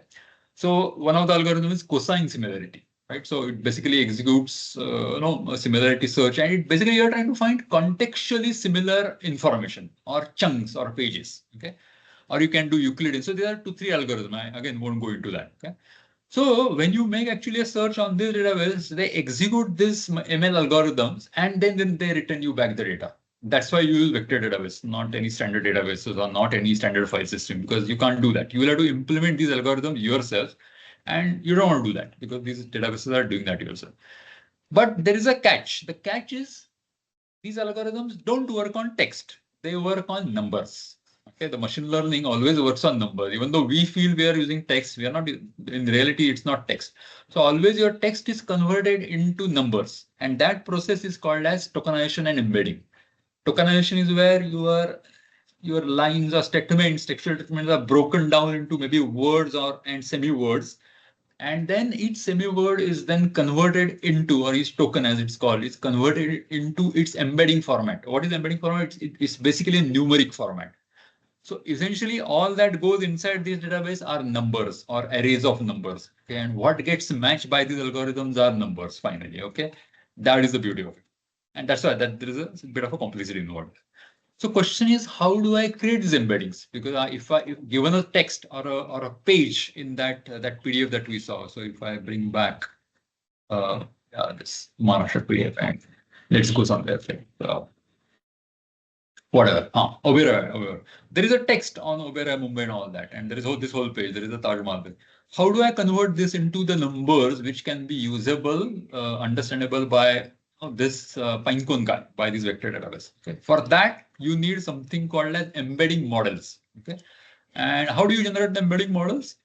Well, there are again providers. So OpenAI itself or Google Gemini itself, they have models to which if you give text, they will give numbers. Okay, or as they are called as embedding. So henceforth we'll call them embeddings. Okay. Here, purposely, I'm using another one which is called as Core. So they have fantastic embedding models, and they have APIs. So using those APIs, so basically, I've given a process of how to get an API key and all that. And then you can, then there are playgrounds and all that. And using their embedding models, let's see if they are mentioned here. There'll be few. And in fact, language based on all that. So yeah, I mean, using those embedding models, you can convert a text into numbers. Okay. All of that we are going to do here. Okay. So our first step is what? Take a PDF, divide it into pages, convert it into numbers, and upload it and store it in Pinecone. Okay. So let me just show you that. How it's done. And that's what I'm saying. I think you just observe right now, and you can do this later on. So now that's why I have PyPDF where I can read and break down the PDF with the help of LangChain. Pinecone where I can store it. Coher where I can convert my text information in that PDF into numbers and then pass it on to Pinecone. And to coordinate across all of this, I'm using essentially a LangChain framework. So this framework makes my code smaller, relatively smaller. Otherwise, I'll have to go into a loop and read each page, make a call to Coher. Okay, yeah. all that. So all that complexity is removed for me by the framework, and that's why I use the framework. Okay? And this is one of the popular framework, but understanding LangChain is very huge. So understanding it will take like days. So just take my word for it that that kind of makes life easier. So from there, I'm picking up few things, and as we go down, we will see. Okay, so from importing few packages, these are the keys that we are going to need, and that's why I said I think we'll not go into it right now. From your perspective, you can do this later, and you can follow my doc, which I have given here. This doc explains you how to get the keys, what keys are needed on. So you get various keys. So keys for Pinecone and keys for Core. Core is for embedding model, Pinecone is for storage. Okay. So we get the keys, then we start initializing all of them. So we connect to the Pinecone database. So which is the database? Here, right? So I'm basically connecting here, essentially. Okay. So yeah. All right. So that's step one. Then step two, of course, it's a database. So every database has an index. So you focus on one index and you connect to that index. So I have a certain index, certain API key, and all that, right? So it connects there. This is if you really want to go and delete everything that is there. So if I run it recursively, then I have to, many times, then I have to kind of delete. I'm not going to actually run it. So then I need my, the file. Okay. So as usual, the knowledge base. I might have one PDF, I might have 100 PDFs, whatever, right? So I have to build a typical pipeline, traditionally speaking, and pick each PDF, go through this process, upload. Pick up the second PDF, go through this process, upload. Right now we have just one, so it is easy to kind of showcase. You pick up the PDF. Now you use the Python processes, the PDF processes that I talked about. So there are many. I'm just using one of them. There are many processes. So you load that PDF, right? So it helps you do the processing. So I have my PDF. Now I need something which lets me create embeddings. So I'm using Core embeddings, giving all the keys. So my embeddings are ready. Now I go through this whole process of splitting. So you have various ways of splitting, but I'm splitting it on /f. /f is basically a page, the traditional form feed as we used to call it, right? So that's the page. So I'm splitting the PDF on pages. So there were, I think, 100 and whatever pages, right? Okay. And so it basically splits it, and this is each page, and you will see the content of the page and all that, page number and all the total page is 120 or whatever it is, right? Yeah. So it has now created an array for me, right? So instead of now going through a loop and all that, now I'm going to take help from this LangChain, and LangChain helps me to connect to Pinecone, focus on a specific index. I can pass the embeddings which I had, and I'm using Coher, but you could use OpenAI embeddings, you could use Google embeddings, whatever, right? All that. So I do that. I pass it all the required keys and all that. Now I'm not going to run this because I already uploaded this, because as you can see, I already uploaded inside the 118 page. So you go through this, then you are essentially Pinecone storage is after this created. Okay. So now you have actually saved all the numbers that you are interested in that database. Right? So that is the first step. That is a pre-processing, as Prasad was calling it. Okay. So this is what, so basically you got it, right? So when you want to run it, you will need these keys, and I've given you a documentation on how to do it. And we'll also paste, I think the URL should be there in the document, or we'll paste the URL also in this example. One can use competitors of Pinecone also. There are many of those, Quadrant, and there's so many of those which you can use. Same goes for the embeddings. There are many choices. So you have to just focus on one choice, essentially. So that's your first step. Document is split. Information knowledge base is ready. Okay. So let me close this. Come back. So Samir, here it will load entire PDF, right? It won't think what is entire required. PDF. What is required, what is not required, that won't be thought here. No, there is no thinking process here. It's dumb process. Okay. Take a textual chunk, like, divide into 118 pages, take each page, convert to number, store, convert to number, store. So nothing else has happened here. That's why it is supposed to be very fast. It does it very fast. So typically, we have seen that, we have stored 1 million chunks, 500,000 chunks and all that. That's what. So you build a data pipeline, just like you build a data pipeline. Here also you have to build that data pipeline where you're sucking in PDFs or organizations, XLSs, spreadsheets. So you will need different spreadsheet processes in Python if you're using Python. You might have Word documents, all of that. So you have to suck all of that and put it into your database. And this is going to be the database. That's why these databases have become very, very popular. And I'm using the one on cloud, but there are customers who have seen don't like cloud and they say, no, I will install my database. So all that complexity that we have in normal applications are there. Okay. Okay. Right. So let's say all that is created. Our database is ready. Now we're going to query on it. And now we need to use this technique or architecture called as RAG, right? Retrieval Augmented Generation. So what are the steps involved in that? So let's go through that. Okay. Let's keep it connected.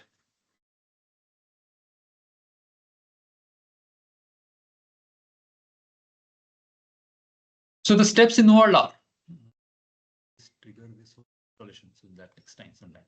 The steps involved are, sir, you have a purpose, right? You have some query in your mind. So when you set up your environment later on, maybe next week or so, you can actually try changing the query. But here my interest is I want the best hotels in Mumbai, to the Maharashtra PDF, which are best seaside hotels, right? So any hotel that is next to the sea, that is what I want. Now the PDF you saw has a lot of information, correct? It has information about hotels, I think Ganpati festival, what to visit, this, that, right? So it has a lot of information, but we want to focus on those 3 pages. So somehow we want a magic through this vector database to reach those 3 pages or 4 pages, which have this information about the best seaside hotel. Okay. So that is the retrieval part. That is the retrieval augmentation using Pinecone and embeddings. Okay.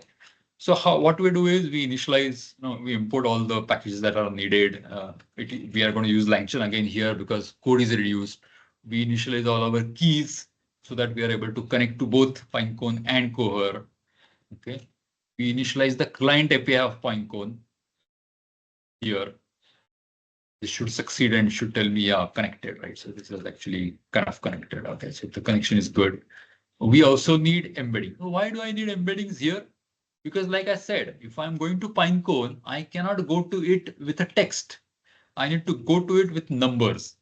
Okay, so if this is my query, which are the best seaside hotels, I can't send the query as is to Pinecone. I have to convert this into numerical form. Okay, that is why I again need the embedding model here. Okay, let's do that.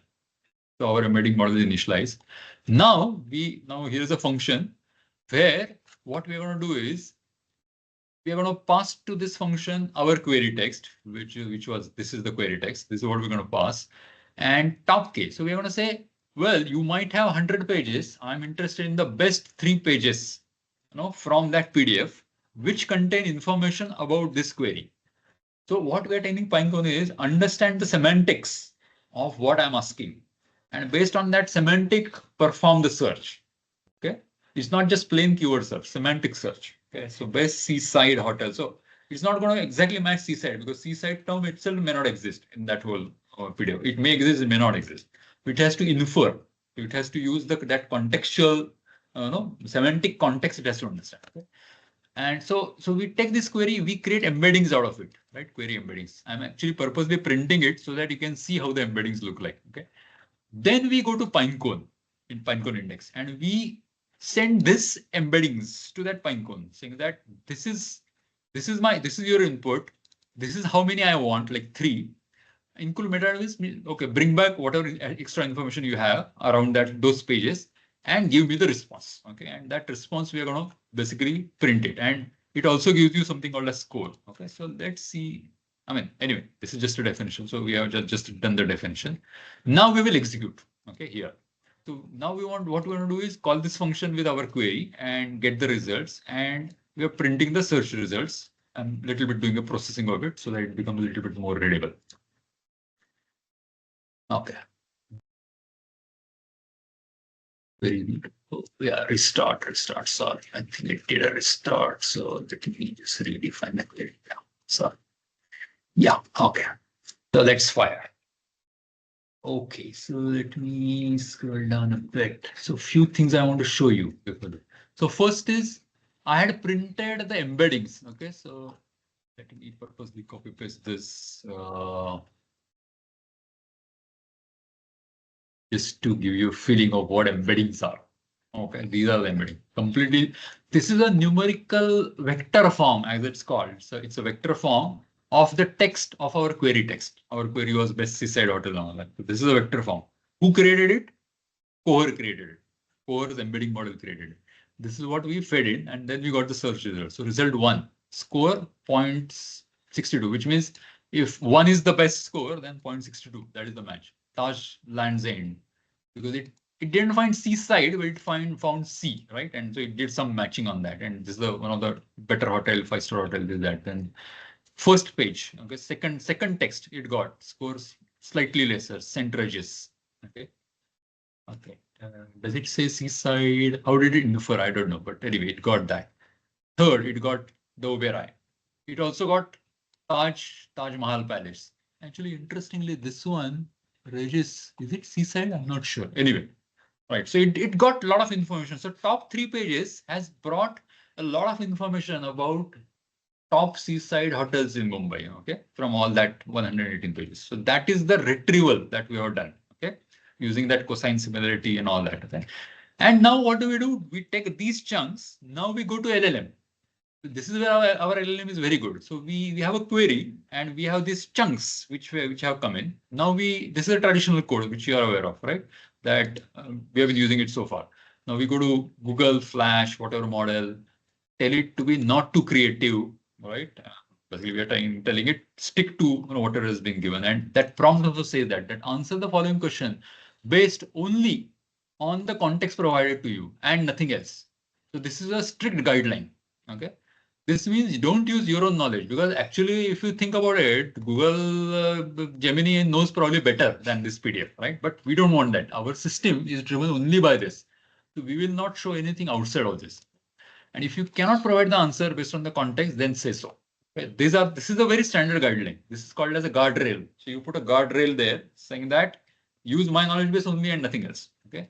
Then this is a parameter. So you provide the context, which we have got above here. This is the context, right? So this context we feed in, and this is a smaller context. We are not feeding in 118 pages. We pass the same query to LLM. We fire. Let's fire this. And then you guess the crisp answer based on the context provided, because you can tell it to avoid saying this also. Oberoi Mumbai and Four Seasons Hotel Mumbai are the seaside hotel. So it skipped few and it just answered with few. And that's why I was wondering why St. Regis came. It is not seaside. But anyway, so this is the point. So if you are building an application or a system, right, this is what you actually need to do. 2-step process. Step 1, ingest your knowledge base in the standard fashion, like we talked about. And then step 2, you do it in 2 steps, essentially. Retrieval, do the retrieval from the vector databases, narrow down, and sometimes this k equal to 3 doesn't work. Sometimes you have to increase it. In most cases, I have seen we have to use 10, or if you have 500,000, right, you have to use 20, 30 and do something more than this. But anyway, that's a more complicated topic. But basically, you have to play around with this. The algorithm is fantastic most of the time. So you just stick to cosine similarity and then you get the score. Sometimes you put a filter on the score also. If you don't get the desired score, then you can say, well, if the score is below whatever 0.61, oh yeah, this is 0.59.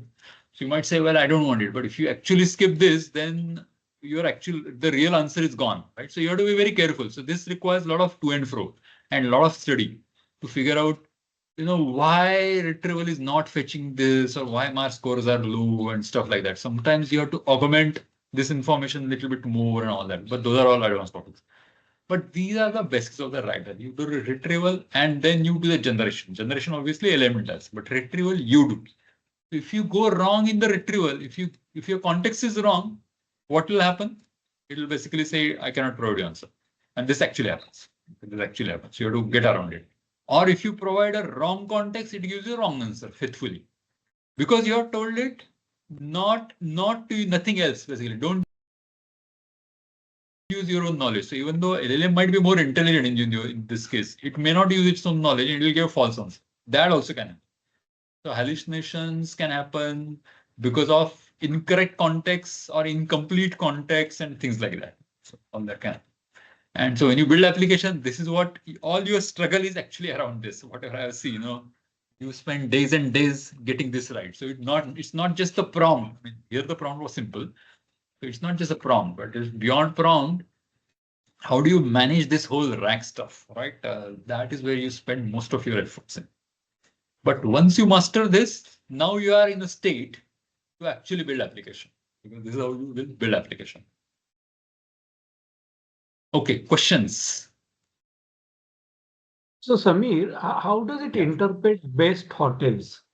Is it something based on statistics converted or? No studies. No. Okay, so actually from embeddings, right? So basically what happens is pine cone. So question really is pine cone or a vector database, how will it find the best pages given a query? This is the query we are giving. Yes. So what it does is that it's basically NLP algorithm that it's using, right? So what happens is this cohort that I talked about, right? Right? These are models. They are trained models. So they are trained on billions of parameters essentially. They are themselves trained on billions of parameters. So they have seen a lot of information on the net or otherwise. Okay, and based on that, when you ask a question for each of the, so just like a traditional NLP, right? So you break down this NLP, you break down the sentence, and you extract subject, object, predicates, and all that, right? And for each of the subject, like if you say hotel, right? Hotel in Mumbai, so this phrase, right? So so it has seen this phrase and it knows how to expand. So it expands in terms of hotels, 5-star hotels, restaurant, best restaurant, top hotels in Mumbai, in Bombay. So it has its own internal explosion that it does, right? And it builds a context. Seaside, near sea, whatever, all that. Near Arabian Sea, best, top, highly ranked. So this is the context. So this is the context it builds internally, and using this expanded context, it does a match. It does a word matching finally. And it has an internal ranking algorithms, which is a cosine similarity algorithm.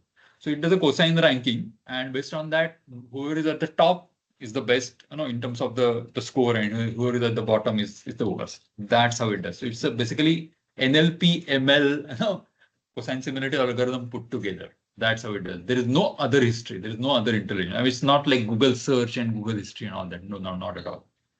It's pure machine learning at play. And that's why it goes also wrong sometimes, because it then depends on how well it can expand this context. So Cohere is very good. Cohere is a very highly trained model. But if you use some cheaper models, smaller models, they may not expand it well and they may not do matching well. So cosine similarity will fail if the embeddings generated embedding which I showed you, right? As you can see, I mean, even for a single term, it has generated this embedding. So this embedding, actually, there is a certain internal references and all that it does in embedding.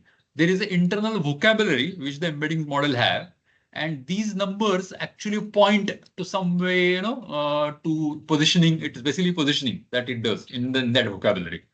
So from its vocabulary, it is finding out many similar words and replacing this with those similar words, and then it goes and does a matching, and then it goes and does a ranking. So that's all machine learning. Let's just say machine learning at work in simple terms. Something like.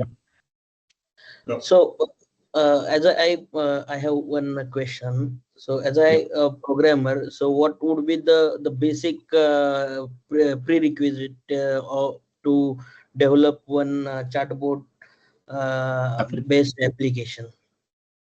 So I'm assuming your chatbot based application uses your own data, right? Not just the general knowledge of LLM, correct? Because otherwise then nobody will come to your chatbot, correct? You must have your own data, correct? And is that a fair question? That you are chatting on something which is your private data or something like that, right? Okay. For example, chatbot for Air India is a private data.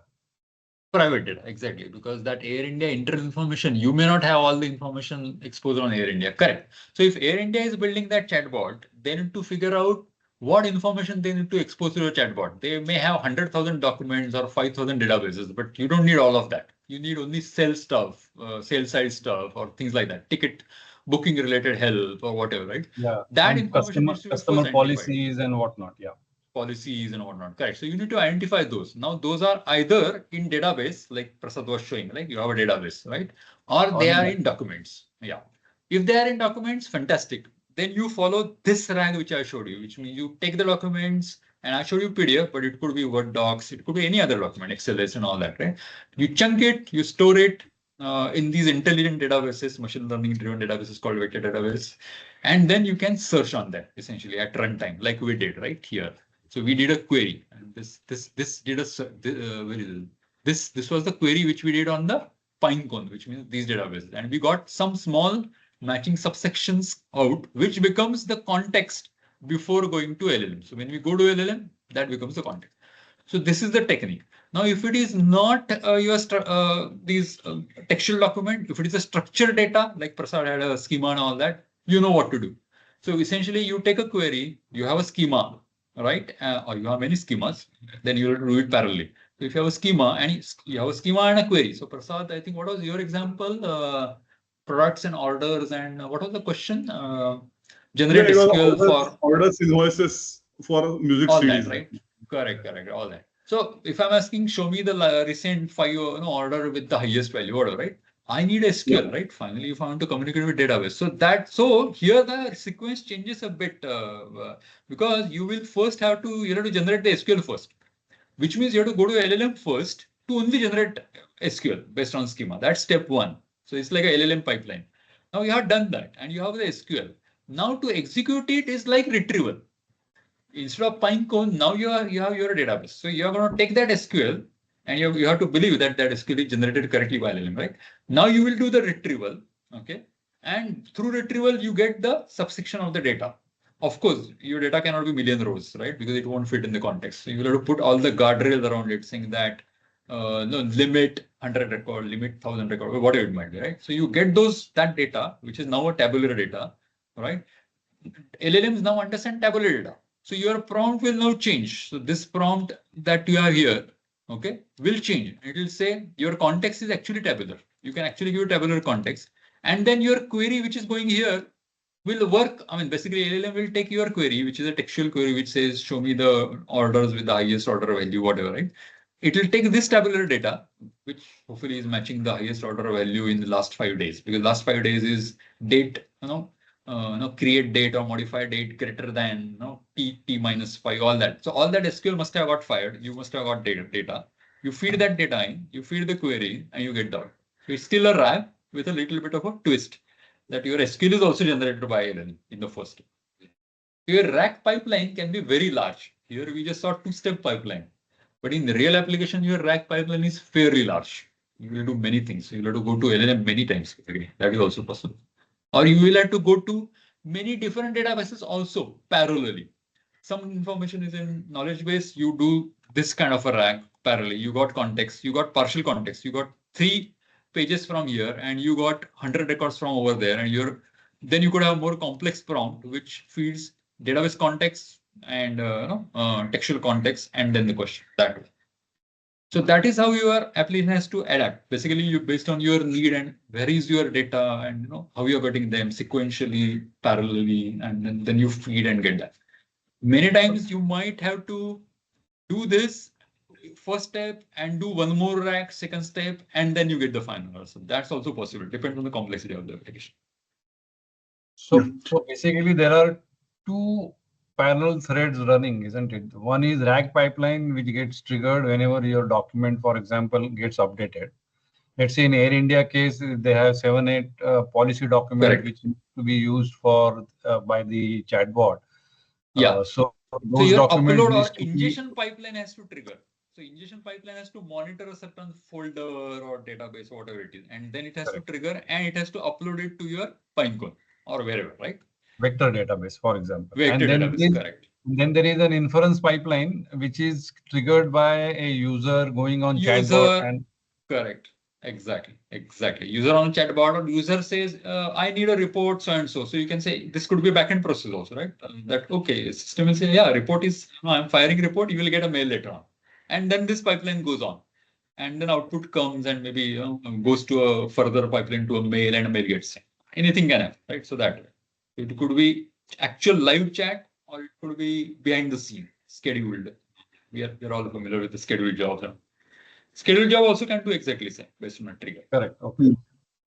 So basically very, very similar to what we used to implement, like data warehouses and all that. So you get the raw data, you put computed data into another database and use that for the source for the queries. But then somewhere in the background, you have to keep on updating that computed data. So here the concept is same. From raw data, ingest into vector database at a regular interval or at an event. and use vector database for actual queries. So two separate ones. So Yeah. purpose is very similar. But at the same time, like it's not mandatory to always use vector database. Vector database are Correct. very powerful because you can use very good algorithms for searches. But one can also use simple search to get the data and create a context and give it. So Possible. both Possible. are You can have possible, your yeah. own algorithm, your own techniques Yes. also. Like, Okay. in earlier days, I think which was the search engine that we used to use, Prasad? Elastic, no? So you could have Elastic, something like yes. elastic storage, do a basic searching, basic matching. If you're happy with that, get the information out and then pass it to LLM. So those modification in terms of where you're going to retrieve, you can do. This is a specific one where retrieval with vector database, as an example, but your retrieval could be from anywhere, like I said, normal database, file So if it systems. is a set of system logs stored on Elastic database, Correct, then you correct, can do. correct. Correct, because there also you have the same concept of top case and all that, right? Scoring and all that. So you could implement your own algorithms there, right? Do a normal searching and verify yourself, put your own logic in. And then idea is to identify the context, right? At the end of the day, LLM needs a context and LLM cannot take the whole database, right? So you need to narrow down on the context. How you narrow down is retrieval, is your retrieval. Okay, so there are two questions in the Yeah. chat box. First one is, as you said, the whole file DB. Can you want to answer that? Yeah. So as I said, the whole file will be loaded and then divided into chunks. It's done on the cloud, right? Correct. And it's based on the system depending on the size of the input. Correct. That's correct. Yeah, exactly. And see, the main problem is this whole file cannot be sent here. That is the whole this thing, because your file, I mean, my file, fortunately, was just 128, or 118 pages or whatever. It could be 1,000-page file also. So you don't know your data. You really don't know your size of data. So you cannot send the whole data here. Right, so that's the problem. That's the main problem, and that's why we do this intermediate storage somewhere always. If I think that is what you're asking it. So it's not just slowing down. It is LLM is incapable of handling large contexts. That is the real problem here. That is one of the main problem here. And secondly, it is very, very costly. If you see the pricing of LLMs, it is based on how many characters do you send here. Essentially, it is based on that. So the more you send, the more costly it is. So it is also, I mean, when you build applications and running them as SaaS models, all this matters essentially. And time also, I think you said, if you put a huge context here, instead of like it is right now responding in 3 seconds, it might respond in 1 minute. Useless for a chatbot, right? So all these, so time, cost, and limitations of LLM, all these come into the way, and that's where the RAG architecture, I mean, this approach that we are talking about emerged. Second question by Dr. Prajakta. Yes. How do you scale that's where that question is based on the we can have a session on this question, but yes. This is a tricky question. Okay. So Dr. Prajakta, maybe I think today's time is over. Please remind me about this in the next Saturday, and I'll show you a little bit more advanced diagram on what is advanced RAG, what is a realistic RAG which is implemented. This is just to understand us from academic purpose, but how it is really implemented, I'll show you. I'll show everybody one diagram. Which we are actually using in some of those things, and I think that should address that. This will take like 5-10 minutes to answer that question. So. Yeah. Okay. In fact, interestingly, apart from GenAI and LLM, our age-old or well-proven architecture and design patterns are needed. Yeah, you need them. Yeah. In fact, they really make or break the success of the app actually. So how you are going to divide and design and all. LLM will come little later. Yeah, but how to scale, I think it's a very good question. Yes. How to scale and all that. Yeah, because I'm facing some problems while working with the models. That's why this was my question. Yeah, sure. I think let's take this up.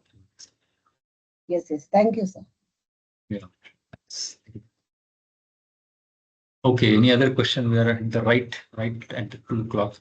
Okay, so before okay, so let's do this. Okay, so if you want to run this example, what do you need to do? So I have actually tried to capture. Basically, I have captured as to how to log into Pineco, typically using Google, right? And then how to create index, what parameters you should give in the index. I have given those because these parameters like dimension depend on the embedding model that you are using. Because I'm using Cohere supports 1024. So you have to study the embedding model, come back here and feed it. So here, just I'm giving this example for this exercise. And then how to create API key, all that. So that's how you get API key. And that's how you, once you create your instance in Pinecone, you get other things like, the name of your index. This is the name of the index. GenAI as an example, things like which region it is created, all that. So all those parameters are needed.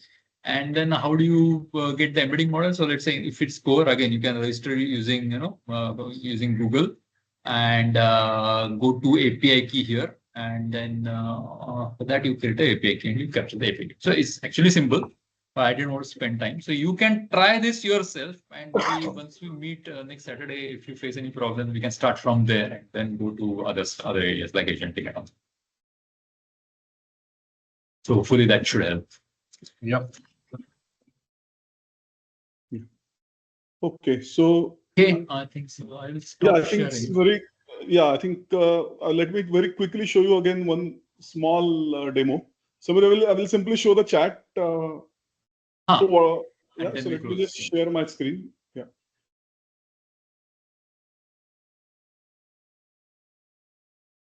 So somebody asked about, I think, the chatbot also. So we'll simply.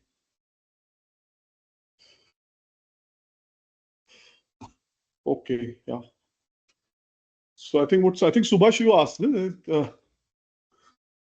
Yes. So here you can see on the screen the simple chatbot. Now this is a React application which is developed. So whatever Samir did, exactly same thing. But what we have done is we have developed a user interface on the top of that. So now here, let me. I think you can ask the same question and let's see what it says. What are the seaside best hotels? Seaside hotels in Mumbai. Yeah. I think best, just say best so that it narrows down. Best seaside hotels.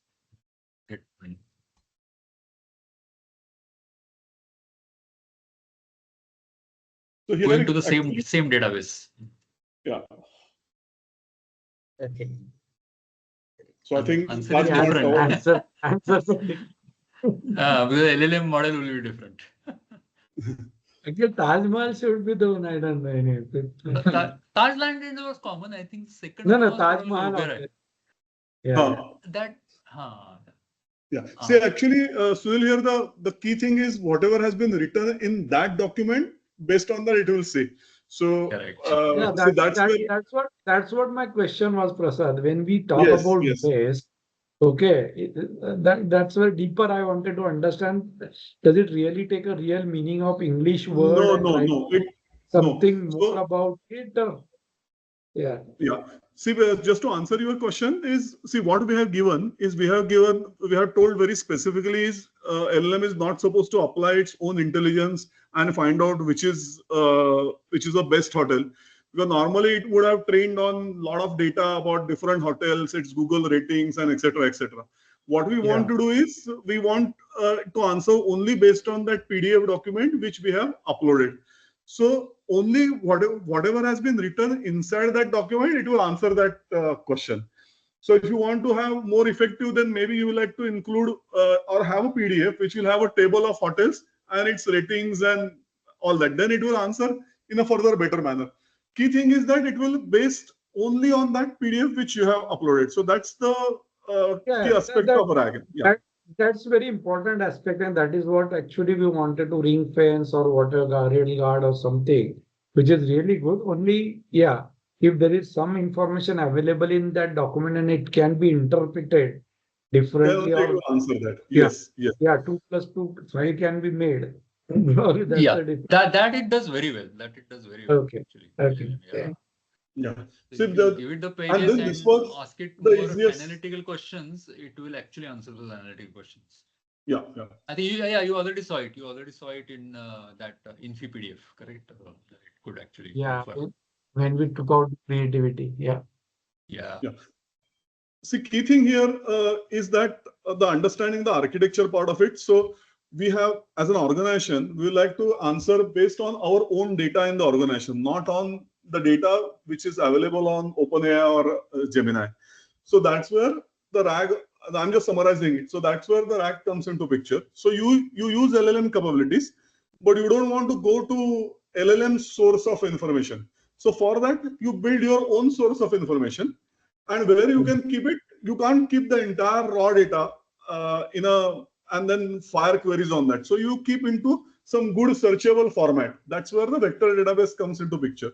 So you take all those PDFs, files, or maybe even images, and then put into this vector database, and then use it as a query source to answer those queries. And then in the prompts, then we can mention very explicitly, you are supposed to answer only on the context which I have provided. So only on the data which I have given it to you. Don't go outside. So all those guardrails you need to put into prompts. And naturally what happens is that in your first attempt, it is never going to, you will never be able to write the best prompt. So you have to keep on trying. And once you reach to a certain confidence, yes, now it is not really going out, then you are really able to answer based on your ops data.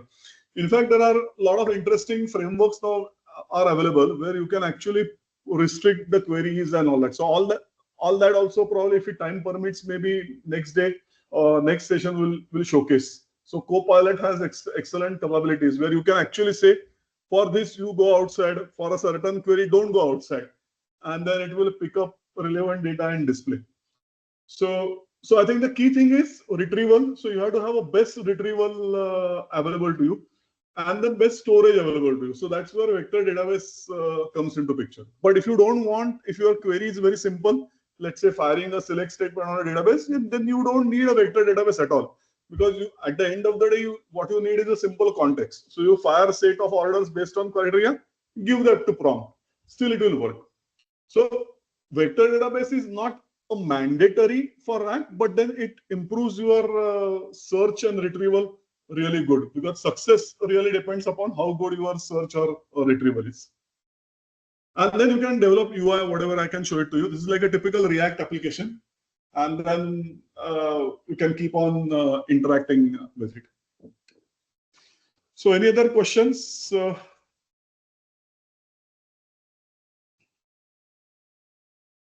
think everyone is hungry now. Yes. Yeah. Yeah, I think so. Probably we are reached end of session 1 or day 1. Yeah. I think Natasha will send you a kind of a feedback link. No, I think by Monday. Please provide feedback so that we can also tune further, for our next Saturday session as well accordingly. Sure. Yeah, thanks, Samir. Thanks, Prasad. It was well organized and well presented. I liked it. Thanks, Sunil. Yeah. Yes, bye. Okay, bye everyone. Bye-bye. Yeah, thank you. Bye everyone. Thank Yes, let's meet next Saturday again. Enjoy your weekend. Yeah. And then maybe you can try out that RAG exercise. You try it out purposely. So that's your chance to try it out. Yep. Okay. So in case if there is any problem, we can answer those right, exactly. the queries actually. Yeah. Okay, thanks. Bye. Okay, bye. Bye. Thank you. Take care. See you.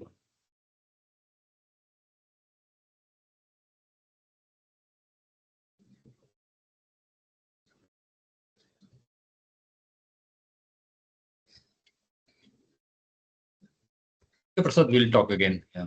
Bye. Yeah, we'll touch base. Yeah. I'm just ending the meeting now. Yeah, end it. Yeah.